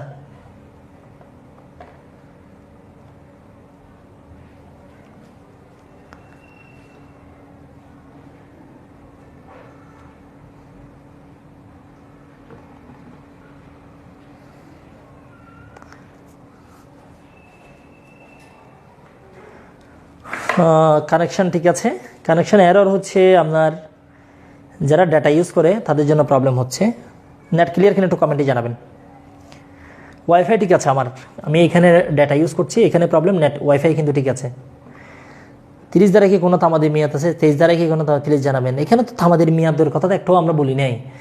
আমরা 23 দ্বারায় যেটা বললাম, 24 দ্বারায় যেটা বললাম, এগুলো হচ্ছে সবগুলো তামাদের মেয়াদ কখন শুরু হবে সেটা নিয়ে কথা বলছি। এখানে মেয়াদের কথা আমরা বলি নেই। তামাদের মেয়াদটা কখন থেকে স্টার্ট হবে সেই বিষয়গুলো নিয়ে আমরা কথা বলার চেষ্টা করছি। ওকে, এবার আমরা আসেন আরেকটা বিষয়, সেটা হচ্ছে সেকশন 25। তাহলে দলিল অনেক সময় আমরা হিজরি সাল দিয়েও করতে পারি, আরবি ক্যালেন্ডারে আমরা বাংলা সন দিয়েও করতে পারি। তাহলে যেদিন আপনি দলিল করবেন, দলিলের মধ্যে যে হিজরি সন থাকুক, বাংলা সন থাকুক, ঠিক আছে। ধরেন হচ্ছে 12ই, আপনার হচ্ছে 10ই, আপনার হচ্ছে 10ই মাঘ, এরকমও থাকতে পারে, ঠিক আছে। অথবা হচ্ছে 10ই জিলহজ, যেটাই থাকুক না কেন, আপনি দেখবেন যে এখানে ইংলিশ ক্যালেন্ডারে কি আছে, ইংলিশ ক্যালেন্ডারে কি আছে সেটা দেখবেন। সেদিন থেকে তামাদের, সেই হিসাবে তামাদের মেয়াদ কাউন্ট করবেন ইংলিশ ক্যালেন্ডার অনুসারে। তাহলে বাংলা বা আরবিটাকে আগে ইংরেজির সাথে মিলাই দেখবেন যে ওই দিন কয় তারিখ ছিল। তাহলে ওই দিন থেকে আপনি ওই ক্যালেন্ডারে তখন তামাদের মেয়াদটা হিসাব করবেন। তাহলে তামাদের মেয়াদ হিসাব হবে অলওয়েজ হচ্ছে আপনার ইংলিশ ক্যালেন্ডারে। এখন ইংলিশ ক্যালেন্ডারের নাম কিন্তু ইংলিশ ক্যালেন্ডার নেই, এটা 1982 সালে পোপ ত্রয়োদশ গ্রেগরি, পোপ ত্রয়োদশ গ্রেগরি কি করলো? গ্রেগরি, এখানে প্রিলি মাস্টার পেজ নাম্বার 723 আছে। উনি এখানে অনেক কারেকশন করেছিলেন ইংলিশ ক্যালেন্ডারে, ইংরেজি পঞ্জিকায়। তখন থেকেই এই ইংরেজি সনটাকে বলা হয়, তখন থেকেই আপনার এটা নাম হয়ে গেছে গ্রেগরিয়ান ক্যালেন্ডার বা গ্রেগরি ক্যালেন্ডার হিসেবে এটার নামকরণ হয়েছে। এই জন্য এখানে বলেছে যাবতীয় দলিল গ্রেগরিয়ান বর্ষপঞ্জি অনুসারে প্রণীত বলে বিবেচিত হবে। গ্রেগরিয়ান বর্ষপঞ্জি হচ্ছে ইংলিশ ক্যালেন্ডার। ওকে, যাই হোক, এতটুকু পর্যন্ত ক্লিয়ার কিনা কমেন্টে জানাবেন। এবার যে বিষয়গুলো আলোচনা করবে এগুলো পরীক্ষার জন্য মোস্ট ইম্পর্টেন্ট, প্রশ্ন পরীক্ষা আসবে, এখানে কোনো সন্দেহ নেই। এখন যে বিষয়গুলো আলোচনা করব, আমরা এতক্ষণ পর্যন্ত যে বিষয়টা নিয়ে আলোচনা করেছিলাম সেই বিষয়টা হচ্ছে তামাদের মেয়াদ গণনা 12 থেকে 15। এটা রিটেনের একটা প্রশ্ন, তামাদের মেয়াদ গণনার বিষয়গুলো লিখুন। এবার আমরা যে বিষয়টা নিয়ে আলোচনা করব এটা পরীক্ষার জন্য so important, acquisition of ownership by possession. Acquisition of ownership by possession, acquisition of ownership by possession ধারা হচ্ছে 26 থেকে 28। পরীক্ষায় প্রশ্ন আসবে, রিটেনের পরীক্ষায় প্রশ্ন আসতে পারে acquisition of ownership by possession. দখলের মাধ্যমে, দখল বলে মালিকানার সত্ত্বলাভ, দখল বলে মালিকানার সত্ত্বলাভের বিধানগুলো কোথায় আছে? দখলের মাধ্যমে মালিকানা, তাহলে দখলের মাধ্যমে, দখল বলে মালিকানার সত্ত্বলাভ, দখল বলে মালিকানার সত্ত্বলাভ সেকশন 26 থেকে 28। এই বিষয়গুলো পরীক্ষার জন্য মোস্ট ইম্পর্টেন্ট। আসেন এবার সেকশন 26 নিয়ে আলোচনা করি, এটা পরীক্ষার জন্য সো ক্রুশাল। সেকশন 26, এটা হচ্ছে আপনার ঘর। আপনার ঘরের এদিকে হচ্ছে সূর্যের আলো আসে, এদিকে বাতাস আসে, ঠিক আছে। আপনার ঘরের মধ্যে সূর্যের আলো আসে, বাতাস আসে, ঠিক আছে। এটা গত 20 বছর যাবৎ আপনি আপনার ঘরের মধ্যে আসতেছে। এখানে কেউ কখনোই বাধা দেয় নাই, আপনি একেবারে পিসফুলি এটা বুক করছেন, কেউ আপনাকে বাধা দেয় নাই। এবং 20 বছর আপনি এক টানা বুক করতেছেন, টানা, উইদাউট ইন্টারাপশন, কোনো ব্রেক এখানে হয়নি, কোনো বাধা এখানে দেওয়া হয়নি। তাহলে আপনার ঘরের মধ্যে আলো আসে, বাতাস আসে। আপনার ঘরের মধ্যে আসে আলো, আপনার ঘরের মধ্যে আসে ইয়ার বা হচ্ছে বাতাস। আপনার ঘরের মধ্যে বাতাস আসে এবং আলো আসে। এগুলো আপনি অধিকার বলে অ্যাজ অফ রাইট গত 20 বছর টানা আপনি বুক করেছেন। নাম্বার 1। নাম্বার 2, এটা একটা রাস্তা, এটা একটা রাস্তা, একটা রাস্তা, এটা একটা পুকুর, এটা একটা জলাশয়, এখানে অনেক পানি আছে। আপনি গত 20 বছর যাবৎ 20 ইয়ার্স শান্তিপূর্ণভাবে এবং কোনো ধরনের বাধা ছাড়া আপনি এই রাস্তা দিয়ে হাঁটেন, আপনি এই পুকুর থেকে পানি পান করেন। 20 বছর যাবৎ শান্তিপূর্ণভাবে উইদাউট ইন্টারাপশন আপনি এই পুকুরের পানি পান করেন, এই রাস্তা দিয়ে আপনি হাঁটেন। তাহলে আপনি গত 20 বছর ধরে এই রাস্তা দিয়ে আপনি হাঁটেন, এই পানি আপনি পান করেন। তারপরে এখানে যে বিষয়টা বললাম, এই আলু আপনি গ্রহণ করেন, এদিকে বাতাস আপনি গ্রহণ করেন। তাহলে আলু আপনি গত 20 বছর যাবৎ গ্রহণ করেন, বাতাস আপনি 20 বছর যাবৎ গ্রহণ করেন, একেবারে শান্তিপূর্ণভাবে, কোনো বাধাহীনভাবে এই রাস্তা দিয়ে আপনি হাঁটেন, এই পুকুরের পানি আপনি পান করেন। তাহলে আপনি এই রাস্তা দিয়ে হাঁটেন, রাইট টু ওয়ে, আপনি এই পুকুরের পানি পান করেন, রাইট টু ওয়াটার। তাহলে পানির অধিকার, রাস্তার অধিকার, আলোর অধিকার, বাতাসের অধিকার, গত 20 বছর যাবৎ শান্তিপূর্ণভাবে বাধাহীনভাবে আপনি কি করেছেন? বুক করেছেন অ্যাজ অফ রাইট। এখানে আপনার একটা অধিকার জন্মে নেয়, যে অধিকারটার নাম হচ্ছে ইজম্যান রাইট, যে অধিকারটাকে বলা হয় ইজম্যান রাইট। তাহলে আপনি যদি অধিকার বলে যদি 20 বছর যাবৎ শান্তিপূর্ণভাবে উইদাউট ইন্টারাপশন আলো বাতাস পানি পথের অধিকার যদি বুক করেন, এখানে কেউ আপনাকে বাধা দিতে পারবে না, কেউ আপনাকে বাধা দিতে পারবে না। পরীক্ষায় প্রশ্ন আসবে কয় বছর বুক করতে হবে? 20 বছর।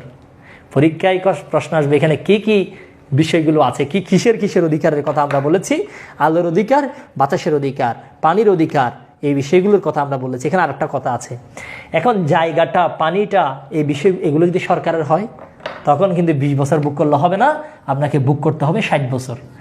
যদি সরকারি যদি সম্পত্তি হয়, সরকারি রাস্তা যদি হয়, অন্য কিছু হয়, তাহলে আপনাকে বুক করতে হবে 60 বছর। তখন আপনার এখানে একটা অধিকার জন্ম নেয়, সেটাকে বলা হয় ইজম্যান রাইট। ক্লিয়ার কিনা কমেন্টে জানাবেন।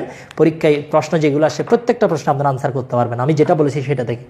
ওকে, এখন আরেকটা কথা বলি, তাহলে রাস্তা দিয়ে যদি কেউ যদি আপনাকে হাঁটতে না দেয়, আপনি কোর্টে গিয়ে মামলা করবেন। পানি যদি ব্যবহার করতে না দেয়, কোর্টে গিয়ে আপনি অধিকারের জন্য মামলা করবেন, ইজম্যান রাইটের জন্য মামলা করবেন। মামলাটা কয় বছরের মধ্যে করবেন? মামলাটা যেদিন আপনাকে বাধা দিবে সেদিন থেকে 2 বছরের মধ্যে মামলাটা করতে হবে, সেদিন থেকে 2 বছর।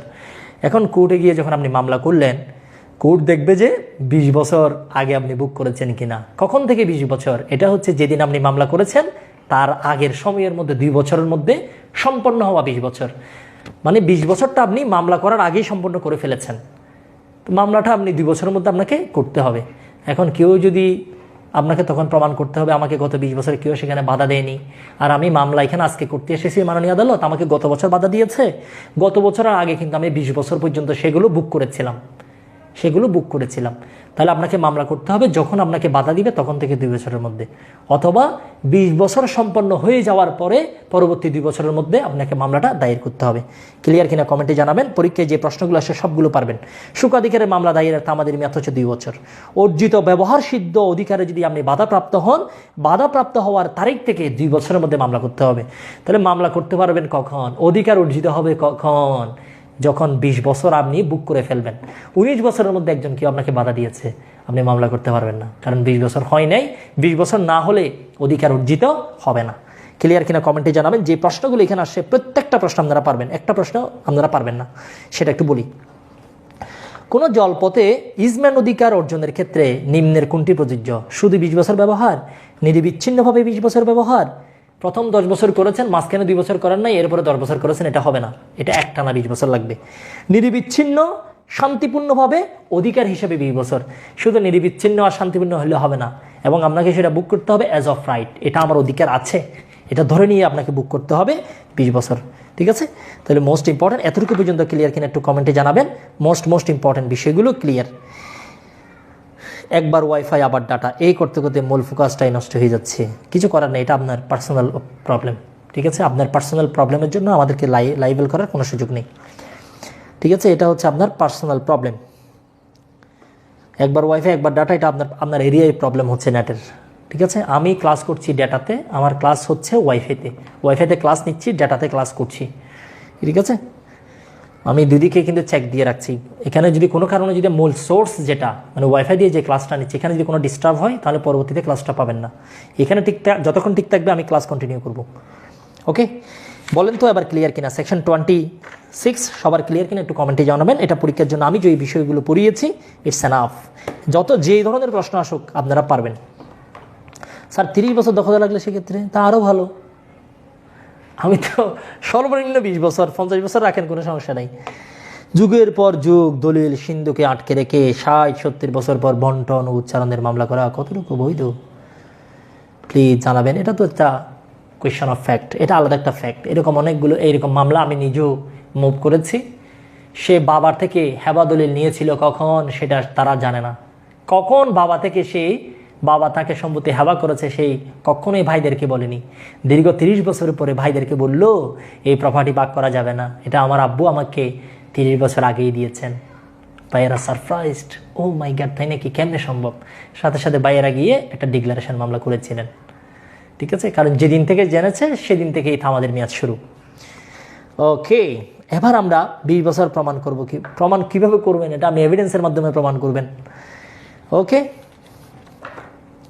2 বছর হচ্ছে যেদিন আপনাকে বাধা দিবে সেদিন থেকে 2 বছরের মধ্যে আপনি মামলা করবেন। মামলা করতে গিয়ে আপনাকে প্রমাণ করতে হবে আপনি অলরেডি 20 বছর সেখানে বুক করে এসেছেন, অধিকার বলে বুক করে এসেছেন, সেটা আপনি সেখানে প্রমাণ করবেন। এবার আমরা আরেকটু সামনে যাই, যে বিষয়টা আমাদের জন্য মোস্ট ইম্পর্ট্যান্ট। আমরা সেই বিষয়গুলো নিয়ে একটু আলোচনা করার চেষ্টা করি। আমরা 20, 23 আপনার হচ্ছে 25 নিয়ে আলোচনা করেছি, 26 নিয়ে আলোচনা করেছি। এখন 26-এর মধ্যে একটা কথা আছে, এই কথাটা একটু আপনাদেরকে বুঝাই। এখানে একটা কথা আছে, আমরা যে 20 বছরের একটা কথা বললাম না, তাহলে এটা কাউন্টিং করার সময় একটা ভেজাল আছে। এই ভেজালের কথাটা সেকশন 27-এ বলা আছে। কি বলা আছে? বলা হচ্ছে 27-এ এখন 20 বছর যে আপনি যে বুক করেছেন মিস্টার রহিমের জায়গা, এখানে ইজমেন্টের কথা কেন আসছে যে এটা আরেকজনের জায়গা আপনি বুক করেছেন। এই জায়গাটা হচ্ছে আপনার হচ্ছে ধরেন জায়গাটা হচ্ছে ত্রিনা না, এটা হচ্ছে ধরেন কুসুম কুমারী হচ্ছে একজন হিন্দু মহিলা, কুসুম কুমারীর জায়গা, যে হচ্ছে বিধবা আর কি উইডু, হিন্দু মহিলা। আচ্ছা, এটা কি হলো দেখেন, এই জায়গাটা যখন হচ্ছে কৃষ্ণ যখন মারা গেল, তখন কৃষ্ণ মারা যাওয়ার পরে আমরা জানি এখানে বিধবা হচ্ছে এখানে লাইফ ইন্টারেস্ট লাভ করে, জীবন সত্ত্ব লাভ করে, এটাকে বলা হয় লাইফ ইন্টারেস্ট। জীবন সত্ত্ব লাভ করে, জীবন সত্ত্ব মানে কি, উনি যতদিন বেঁচে থাকবেন এই প্রপার্টিটা উনি বুক করতে পারবেন। উনি মারা যাওয়ার পরে উনি কিন্তু প্রপার্টিটা পাবে না, উনি শুধুমাত্র বুক করার অধিকার পাবে, এবং যতদিন বেঁচে থাকে উনি এটা বুক করতে পারবে। অ্যাবসলিউট এখানে ওনারশিপ উনি পাবে না। উনি এখানে যেই স্বার্থটা পাবে সেটা হচ্ছে লাইফ ইন্টারেস্ট। যতদিন বেঁচে থাকেন, এটা হচ্ছে হিন্দুদের ইনহেরিটেন্স। তাহলে যতদিন পর্যন্ত উনি বেঁচে থাকবেন উনি এটা দখল বুক করতে পারবেন। হিন্দু আপনার হচ্ছে হাজব্যান্ডের জায়গা, কৃষ্ণর স্ত্রী হচ্ছে কৃষ্ণকুমারী, তাহলে কৃষ্ণকুমারী এই জায়গাটা বুক করতে পারবে। তাহলে এখন উনি এখানে লাইফ ইন্টারেস্টে দখলে আছেন। এখন আপনি হচ্ছেন আরেকজন থার্ড পার্টি, আপনি হচ্ছেন মিস্টার এ। এখন আপনি এই রাস্তা দিয়ে হাঁটেন, আপনি এই রাস্তা দিয়ে 20 বছর হেঁটেছেন। যখন বাধা দেওয়া হলো, এখন কৃষ্ণকুমারী মারা যাওয়ার পর অবশ্যই এটা হচ্ছে আবুল, এটা হচ্ছে যে কোনো একজন হিন্দু ছেলে, আপনার ধরেন এটা হবে মোহিতুষ হচ্ছে, এটা কি জায়গাটা পেল, মোহিতুষ হচ্ছে কে, কৃষ্ণর ভাই। ভাই জায়গাটা পাওয়ার পরে এখন আপনি বললেন যে এটা আমি 20 বছর হেঁটেছি। এখন মোহিতুষ গিয়ে বলল যে মিস্টার এখানে তো আমার ভাবি 5 বছর এখানে কি হিসেবে ছিল, লাইফ ইন্টারেস্ট মূলে এখানে ছিল। তাহলে কোনো বিধবা কেউ যদি এই জায়গার মধ্যে যদি লাইফ ইন্টারেস্ট বা জীবন সত্য যদি দখলে থাকে, ওই সময়টা বাদ যাবে। তাহলে আপনি যে বললেন 24 বছর ধরে দখলে ছিলেন, আপনি হেঁটেছেন, তাহলে 24 বছর থেকে এই জায়গার মধ্যে যদি কোনো কৃষ্ণকুমারী, কোনো বিধবা, যে কেউ যদি লাইফ ইন্টারেস্ট মূলে যদি দখলে থাকে, ওই সময়টা বাদ যাবে। তাহলে আপনি বুক করেছেন 19 বছর, সুতরাং মামলা খারিজ। তাহলে যে জায়গাতে আপনি আরেকজনের জায়গায় হাঁটার অধিকার দাবি করছেন, ওই জায়গাতে যদি ওই জায়গার দখল যদি কেউ যদি জীবন সত্ত্বে যদি সেখানে যদি দখলকার যদি থাকে, যতদিন দখলে ছিল জীবন সত্ত্বে, সেই সময়টা বাদ দিয়ে 20 বছর হিসাব করতে হবে। এখন আপনারা এটা বলার সাথে সাথে আমাদের মাথায় ঘুরবে জীবন সত্ত্ব মানে কি। হিন্দুদের নিয়ম হচ্ছে যখন মারা যায় তখন সেখানে তার ওয়াইফ লাইফ ইন্টারেস্ট লাভ করে, জীবন যতদিন বেঁচে থাকবে ততদিন বুক করতে পারবে, ট্রান্সফার করতে পারবে না। মারা যাওয়ার পরে ওনার উত্তরাধিকারীরা প্রপার্টিটা পায়। ঠিক আছে, এই ধরনের কেউ যদি জীবন সত্ত্বে যদি ওই জায়গার মধ্যে দখলে যদি থাকে, আমরা বিষয়গুলো কিন্তু ক্লিয়ার। এখন আপনার মাথায় প্রশ্ন উঠছে, জায়গাটা আবার আরেকজন হিন্দু মহিলার হবে কেন? আরে ভাই, জায়গা হিন্দু মহিলার, হিন্দু ছেলের, মুসলিম ছেলের হওয়ার কারণেই তো আপনার ইসলাম অধিকার কথা আসছে। আর আপনার জায়গায় আপনার হাঁটার অধিকার কেউ বন্ধ করতে পারবে? আপনি চাচ্ছেন আরেকজনের জায়গায় হাঁটবেন, যে আরেকজনের জমিতে হাঁটবেন, এই আরেকজনের জমি এটা আপনার না। এই জমিতে যদি কোনো বিধবা যদি এভাবে যদি দখলে যদি থাকে, জীবন সত্ত্বে যদি কেউ দখলে থাকে, 20 বছর হিসাব করার সময় ওই সময়টা বাদ দিতে হবে। ক্লিয়ার কিনা কমেন্টে জানান। ঠিক আছে, একেবারেই সিম্পল বিষয়। ক্লিয়ার কিনা কমেন্টে জানান। লাইফ ইন্টারেস্ট কিন্তু আমরা ইউনিভার্সিটিতে পড়েছি, আমরা স্যারেরা কি আমরা হচ্ছে এই বিষয়টা তখন বুঝিনি। এটা এই কনসেপ্টগুলো কিন্তু ক্লিয়ার আরও আগে হওয়া উচিত ছিল। এই বিষয়গুলো না বুঝতে এটা ক্লিয়ার হবে না। এখানে কথা এটা, এখানে উদাহরণ যেটা দেওয়া আছে এটা আপনারা বুঝবেন। উদাহরণ যেটা দিয়ে আছে, উদাহরণটা হচ্ছে আরেকটা কথা আছে এখানে। এখন এই জায়গাটাতে কেউ ইজারা সত্ত্বে, ইজারা আছে না, লিজ আছে না, এখন লিজ মূল্য যদি কেউ যদি দখলে থাকে 3 বছরের অধিক সময়, ওই সময়টাও বাদ দিতে হবে। তাহলে কেউ যদি লিজ মূল্য যদি ওই জায়গায় যদি দখলে থাকে, ওই সময়টাও বাদ দিবে। এখন লিজ মূল্য এখানে কেউ 10 বছর ছিল, তাহলে 20 বছর হিসাব করার সময় লিজ মূল্য যে 10 বছর ছিল সেই সময়টা বাদ দিতে হবে। তাহলে আমরা বললাম সেকশন 26-এ 20 বছরের যে বিষয়টা, এই 20 বছরটা তো যখন কাউন্ট করব, তখন দুইটা বিষয় সেখানে কাউন্ট করা যাবে না। যদি ওই জায়গায় যদি কেউ জীবন সত্ত্বে লাইফ ইন্টারেস্ট পেয়ে যদি দখলে থাকে, তাহলে ওই সময়টা কাউন্ট করা যাবে না, নাম্বার 1। নাম্বার 2 হচ্ছে, ওটা যদি কারো যদি ইজারাভুক্ত যদি থাকে, এখনও না মূল মালিকের কাছে আসছে, কিন্তু সেটা মূল মালিক একজন ব্যক্তির কাছে ইজারা মূল্যে হচ্ছে একজনের কাছে দখলে ছিল, আমি ইজারা দিয়েছিলাম, এখন আবার ফেরত নিলাম। এখন ইজারা মূল্যে যদি কারো কাছে যদি থাকে, ওই সময়টাও কিন্তু বাদ দিতে হবে। তাহলে ইজারা মূল্যে যদি ওই জায়গায় যদি কেউ দখলে থাকে, ওই সময় বাদ দিয়ে 20 বছর হিসাব করবেন, এবং কেউ যদি জীবন সত্ত্বে যদি সেখানে দখলে থাকে, সেই সময়টা বাদ দিয়ে হিসাব করবেন। এভিডেন্স, এই যে থামাদি আইন পড়াতে গিয়ে আমার যে দীর্ঘ এক্সপেরিয়েন্স, সেই ক্ষেত্রে আমি দুইটা বিষয় খেয়াল করেছি। সেটি হচ্ছে সেকশন ধারা 8 এবং হচ্ছে ধারা 27, এই দুইটা জায়গায় স্টুডেন্টরা আটকে যায়। আর সিআরপিসি পড়াতে গিয়ে আমি খেয়াল করেছি এই 417-তে গিয়ে স্টুডেন্টরা আটকে যায়। 417 এবং হচ্ছে বেসিক্যালি হচ্ছে 417, সিআরপিসির 417 এবং হচ্ছে থামাদি আইনের 8 এবং 29, এই ধারায় গিয়ে আটকে যায়। স্যার, সেকশন 26-এর ক্ষেত্রে জমি নিরবিচ্ছিন্ন শান্তিপূর্ণভাবে 20 বছর রাস্তা ব্যবহার করার অধিকার হিসেবে, 20 বছর পরে বেসরকারি সম্পত্তিটি গভর্নমেন্ট অ্যাকুইজিশন করলো, পরে যখন আমাকে রাস্তা ব্যবহারে বাধা প্রদান করলো সরকার, এই ক্ষেত্রে কি 20 বছরের প্রভিশন কাজ করবে নাকি 60 বছরের? তখন আপনার 20 বছরের অধিকারটা কাজ করুক বা না করুক, এটা নিয়ে কিন্তু আরও অনেকগুলো ল হয়েছে। সরকার যদি অ্যাকুইজিশন করে, ওইখানে আপনি যেতে পারবেন না, এটা নিয়ে আরও ল আছে, আরও আইন আছে। সরকার যে কারো প্রপার্টি যে কোনোভাবে সরকারের উন্নয়নের স্বার্থে এগুলো অ্যাকুইজিশন করতে পারে। অ্যাকুইজিশন যদি করে, আপনি এই আইন সেখানে অ্যাপ্লিকেবল করতে পারবেন না।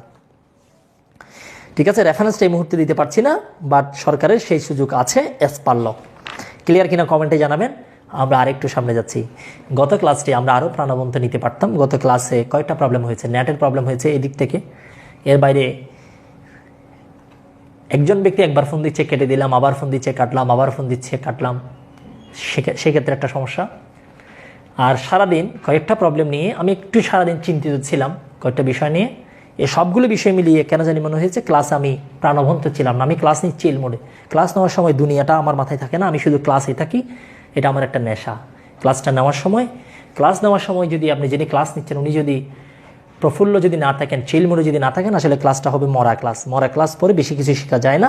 ক্লাস হবে চিল মোডে, ক্লাসের ডান্স হবে, কবিতা হবে, গান হবে, তবে এই ক্লাসটা সামনে যাবে। যাই হোক, আমরা আরেকটু সামনে যাই, যে বিষয়গুলো আমাদের জন্য মোস্ট ইম্পর্টেন্ট। আচ্ছা, এবারে সেকশন 28টা দেখিনি, এটাও পরীক্ষার জন্য গুরুত্বপূর্ণ। এই থামাদি আইনের একটা গুরুত্বপূর্ণ বিষয়ের কথা বলা আছে সেকশন 28। আপনাকে যদি কেউ যদি কোনো জায়গা থেকে যদি বেদখল করে, আপনার জায়গা থেকে যদি কেউ যদি আপনাকে বেদখল করে, তাহলে আপনি অবশ্যই মামলা করবেন। আপনাকে 12 বছরের মধ্যে মামলা করতে হবে, এটা আপনি ভালো করেই জানেন। জায়গা থেকে যদি বেদখল করে এসআর অ্যাক্টের সেকশন 8, অথবা এসআর অ্যাক্টের সেকশন 9-এর অধীনে 8 মাসের মধ্যে আপনি 6 মাসের মধ্যে মামলা করবেন, যদি কেউ যদি বেদখল করে। এখন আপনি যদি এই সময়ের মধ্যে যদি মামলা যদি না করেন, তখন বলা হচ্ছে এই প্রপার্টিতে, এই সম্পত্তিতে আপনার অধিকার আর থাকবে না। আপনি যদি মামলা যদি না করেন, আপনার অধিকার এখানে আর থাকবে না, আপনার অধিকার এখানে হরণ করা হয়েছে। ইংলিশটা দেখি, at the determination of the period hereby limited to any person. Determination সমাপ্তিতে, at the determination of the period hereby limited, এখানে যেই সময়টা ধরে দেওয়া হয়েছে এই সময়টা শেষ হয়ে গেলে to any person for instituting a suit, একটা মামলা করার জন্য, for possession of any property. তাহলে কোনো একটা প্রপার্টি দখলের যে সময়টা আছে এই সময়টা যখন শেষ হয়ে যাবে, সেই যদি সেই সময়ের মধ্যে মামলার যদি না করে, his right two such property shall be extinguished, এই প্রপার্টিতে তার কোনো কি থাকবে না, সত্য থাকবে না। ইংলিশ ওয়ার্ডটা মনে রাখবেন, দাগ দিয়ে রাখেন, লাস্টে যে ইংলিশ কথাটা বলা আছে, বলা হচ্ছে shall be extinguished, shall be extinguished, এই ধরনের কথাগুলো বলা আছে, shall be extinguished, extinguished, shall be extinguished, এই কথাগুলো বলা আছে। বাদীর অধিকার বিলুপ্ত হয়ে যাবে। Extinguishment of right to property at the determination of the period hereby limited to any person for instituting a suit for possession of any property, his right to such property shall be extinguished. তো সেখানে তার কোনো কি থাকবে না, তার কোনো সত্য থাকবে না। আমরা সেকশন 29 একটু দেখার চেষ্টা করি। সেকশন 29 কয়েকটা বিষয় বলা আছে, এটাও পরীক্ষার জন্য মোস্ট ইম্পর্টেন্ট। সেভিংস কি কি রেখেছে ওনারা, একটা সেভিংস। তাহলে দেখেন এই থামাদি আইনটা কোথায় কোথায় প্রয়োগ করা যাবে না এই বিষয়টা বলা আছে। চুক্তি আইনের ধারা 25-এর ক্ষেত্রে, চুক্তি আইনের ধারা 25-এর ক্ষেত্রে এটা প্রয়োগ করতে পারবেন না। চুক্তি আইনের ধারা 25-এর ক্ষেত্রে এটা প্রয়োগ করা যাবে না, ধারা 25-এর ক্ষেত্রে।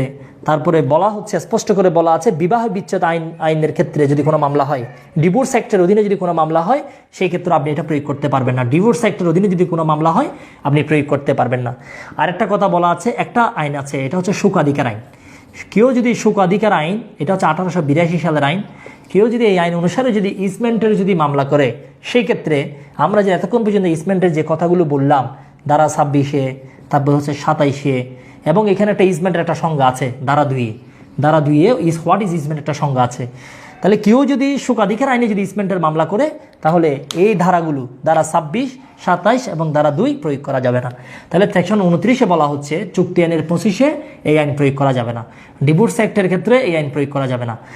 ডিভোর্স অ্যাক্টের অধীনে যদি কোনো মামলা হয়, সুখাধিকার আইন 1882-এর অধীনে কেউ যদি সুখাধিকারের মামলা করে, সেই ক্ষেত্রে ধারা 26, 27, ধারা 2-এর বিষয়গুলো প্রয়োগ করতে পারবেন না। আরও কিছু কথা এখানে বলা আছে, যে কথাগুলো মোস্ট ইম্পর্টেন্ট।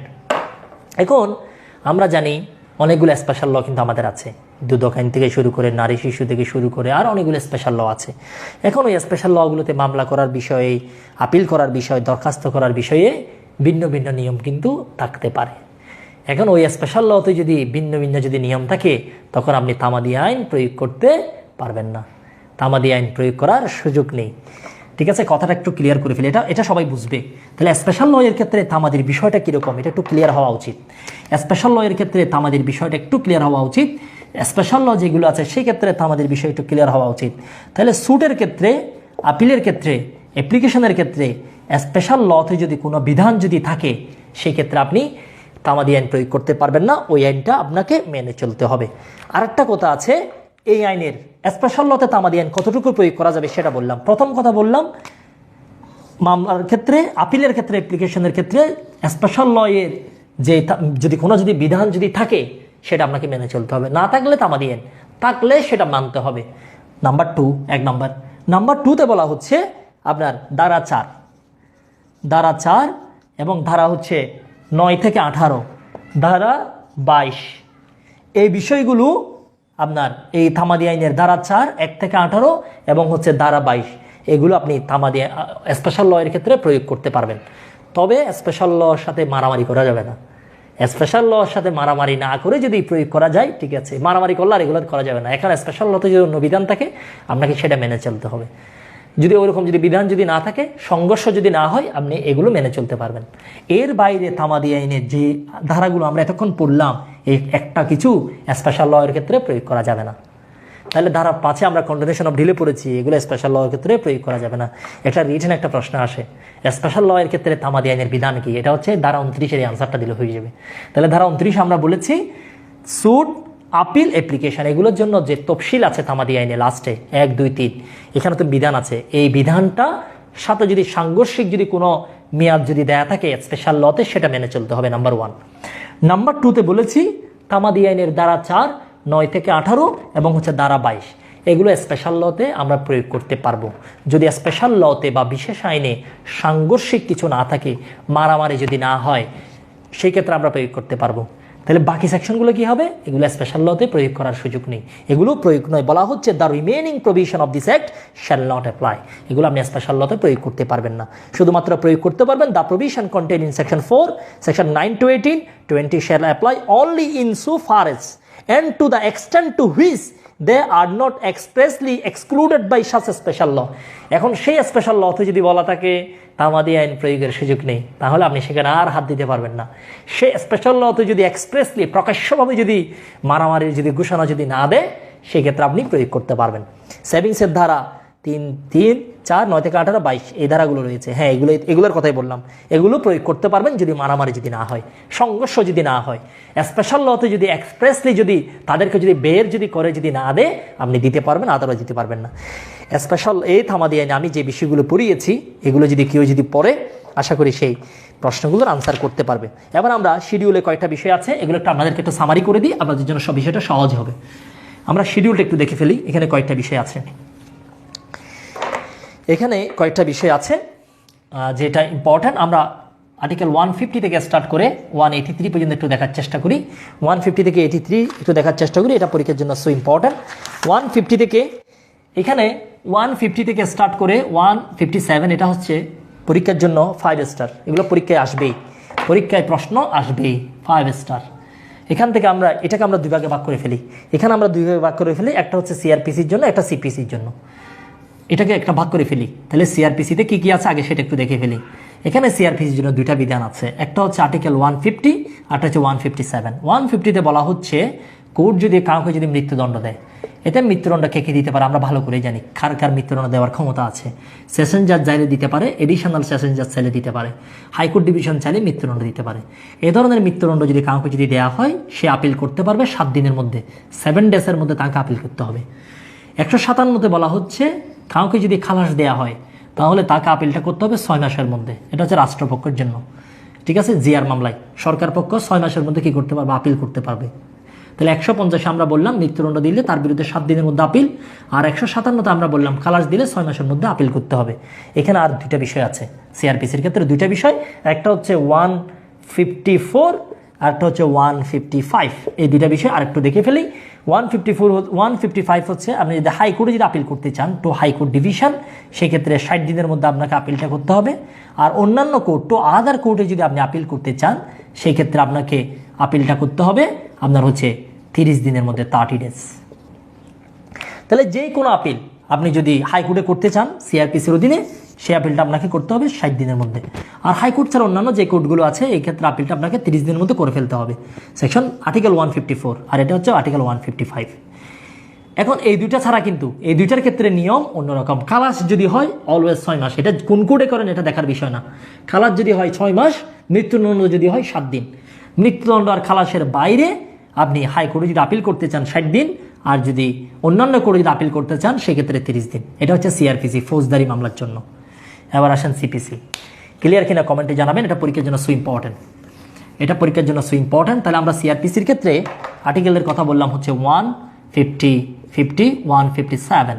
এরপর আমরা বললাম 154 এবং হচ্ছে 155। 154 হচ্ছে 30 দিন, 155 হচ্ছে 60 দিন, 157 7 দিন, 157 হচ্ছে 6 মাস। এবার আসেন হচ্ছে সিপিসি।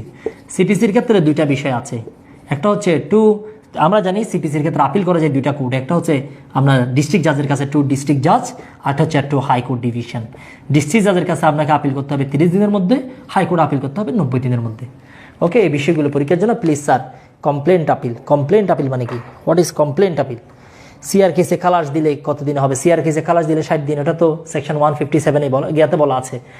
সিআরপিসির 417-তে বলা আছে, ওটা সিআরপিসিতে স্পেসিফিক করে বলা আছে। কমপ্লেন্ট হচ্ছে আপনার 60 দিনের মধ্যে আপিল করবে, ওটাও আইনের মধ্যেই বলা আছে। এই বিষয়টা ক্লিয়ার কিনা একটু কমেন্টে জানাবেন। এই জায়গা থেকে পরীক্ষায় একটা এমসিকিউ পরীক্ষা আসবে, ইতিমধ্যে 3টা এমসিকিউ পরীক্ষা আসছে, আগামীতে আর অনেকগুলো এমসিকিউ আসবে।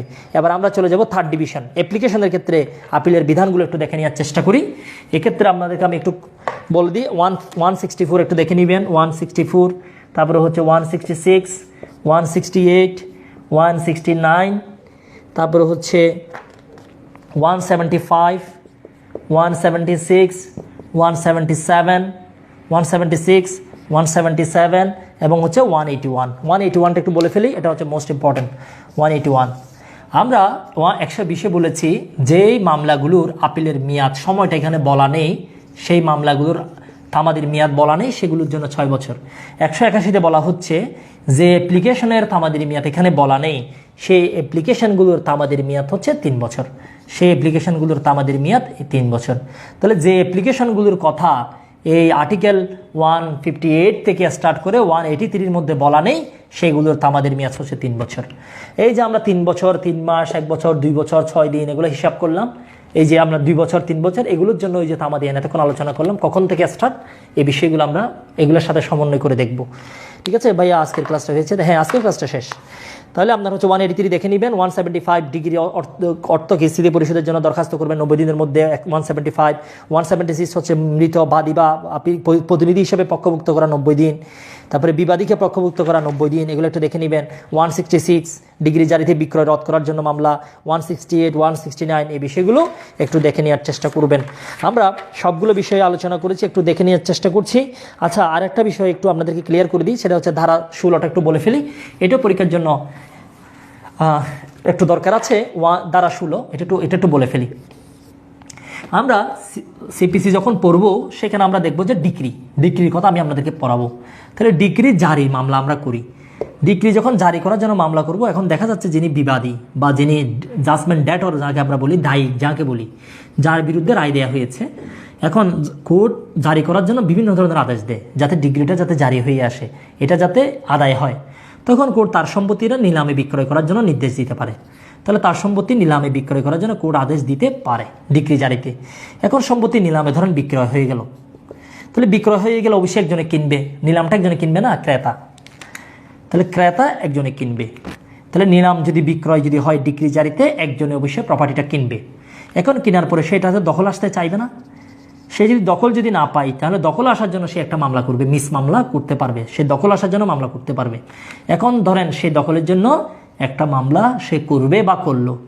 এখন নিলাম যেটা বিক্রয় হয়ে গেছে, সম্পত্তির মালিক এখন মনে করলো যে এটা আসলে বিক্রয় হওয়া দরকার ছিল 10 লাখ টাকা দিয়ে, কিন্তু এটা প্রতারণা করে তারা বিক্রয় করেছে মাত্র 10,000 টাকা দিয়ে। তাহলে উনি বিক্রয়টা রদ করার জন্য আবেদন করবে, বিক্রয়টা যাতে বাতিল হয়ে যায় তার জন্য উনি চাইলে মিস মামলা করতে পারবে। সেকশন 16-তে বলা হচ্ছে যদি কেউ নিলাম বিক্রয় রদ করার জন্য যদি মামলা করে, তাহলে এই মামলাটা যতদিন পর্যন্ত নিষ্পত্তি হবে না, ততদিন পর্যন্ত যিনি নিলাম ক্রয় করেছে উনি দখলের জন্য যে মামলাটা করবেন, আবেদনটা করবেন, ওনার তামাদির সময়টা স্টার্ট হবে না। তাহলে নিলাম ক্রেতা দখলে পাওয়ার জন্য অ্যাপ্লিকেশন দেওয়ারও কিন্তু একটা তামাদির মেয়াদ আছে।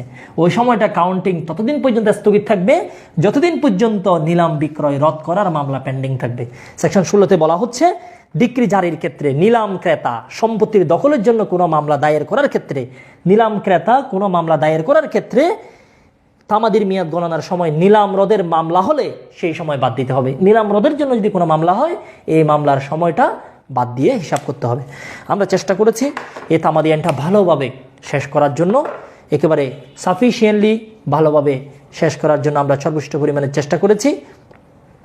হোপফুলি আপনারা বিষয়গুলো ভালোভাবে পড়বেন। আমরা প্রত্যেকটা বিষয় এক্সপ্লেন করার চেষ্টা করেছি যাতে আপনাদের জন্য সুবিধা হয় সবগুলো বিষয়।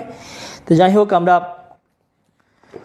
আমি আশা করব আপনারা সবগুলো বিষয় রিভিশন করবেন আর প্রিলি মাস্টার থেকে সবগুলো বিষয় ভালোভাবে পড়ে নেবেন। ইটস এনাফ আপডেটেড বই যেটা বর্তমানে যেটা বাজারে আছে। তো আমরা আজকে এখানে শেষ করছি। সবার জন্য শুভকামনা। আশা করছি সবাই তামাদি আইন অল্প সময়ে 2.5 থেকে 3 ঘন্টা পড়িয়েছি, 2টা ক্লাস মিলিয়ে সর্বোচ্চ 2.5 ঘন্টা। 2.5 ঘন্টা মানে হচ্ছে 1 ঘন্টা 50 মিনিট।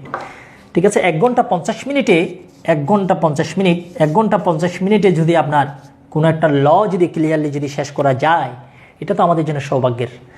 1 ঘন্টা 50 মিনিটে একটা তামাদি আইনের মতো একটা বিষয় যদি খেয়ে ফেলা যায়, চিবিয়ে খাওয়া যায়, এটা আমাদের জন্য একটা ব্লেসিং। যে আইনটা পড়ার জন্য 1 বছর লেগেছে, কারো 6 বছর লেগেছে, এটা হচ্ছে। যাই হোক, সবার জন্য শুভকামনা। আমি আশা করবো আপনারা রেগুলার পড়াশোনা করবেন আর সবার জন্য শুভকামনা। আর বন্ধুদেরকে মিনি ল স্কুল ইনভাইট করবেন, এই রিকোয়েস্ট জানিয়ে আজকের মতো এখানে শেষ করছি। সবার জন্য শুভকামনা, শুভরাত্রি, আসসালামু আলাইকুম। পরীক্ষাটা কি সম্পূর্ণ তামাদির উপর? হ্যাঁ, পরীক্ষাটাই সম্পূর্ণ তামাদির উপরেই হবে।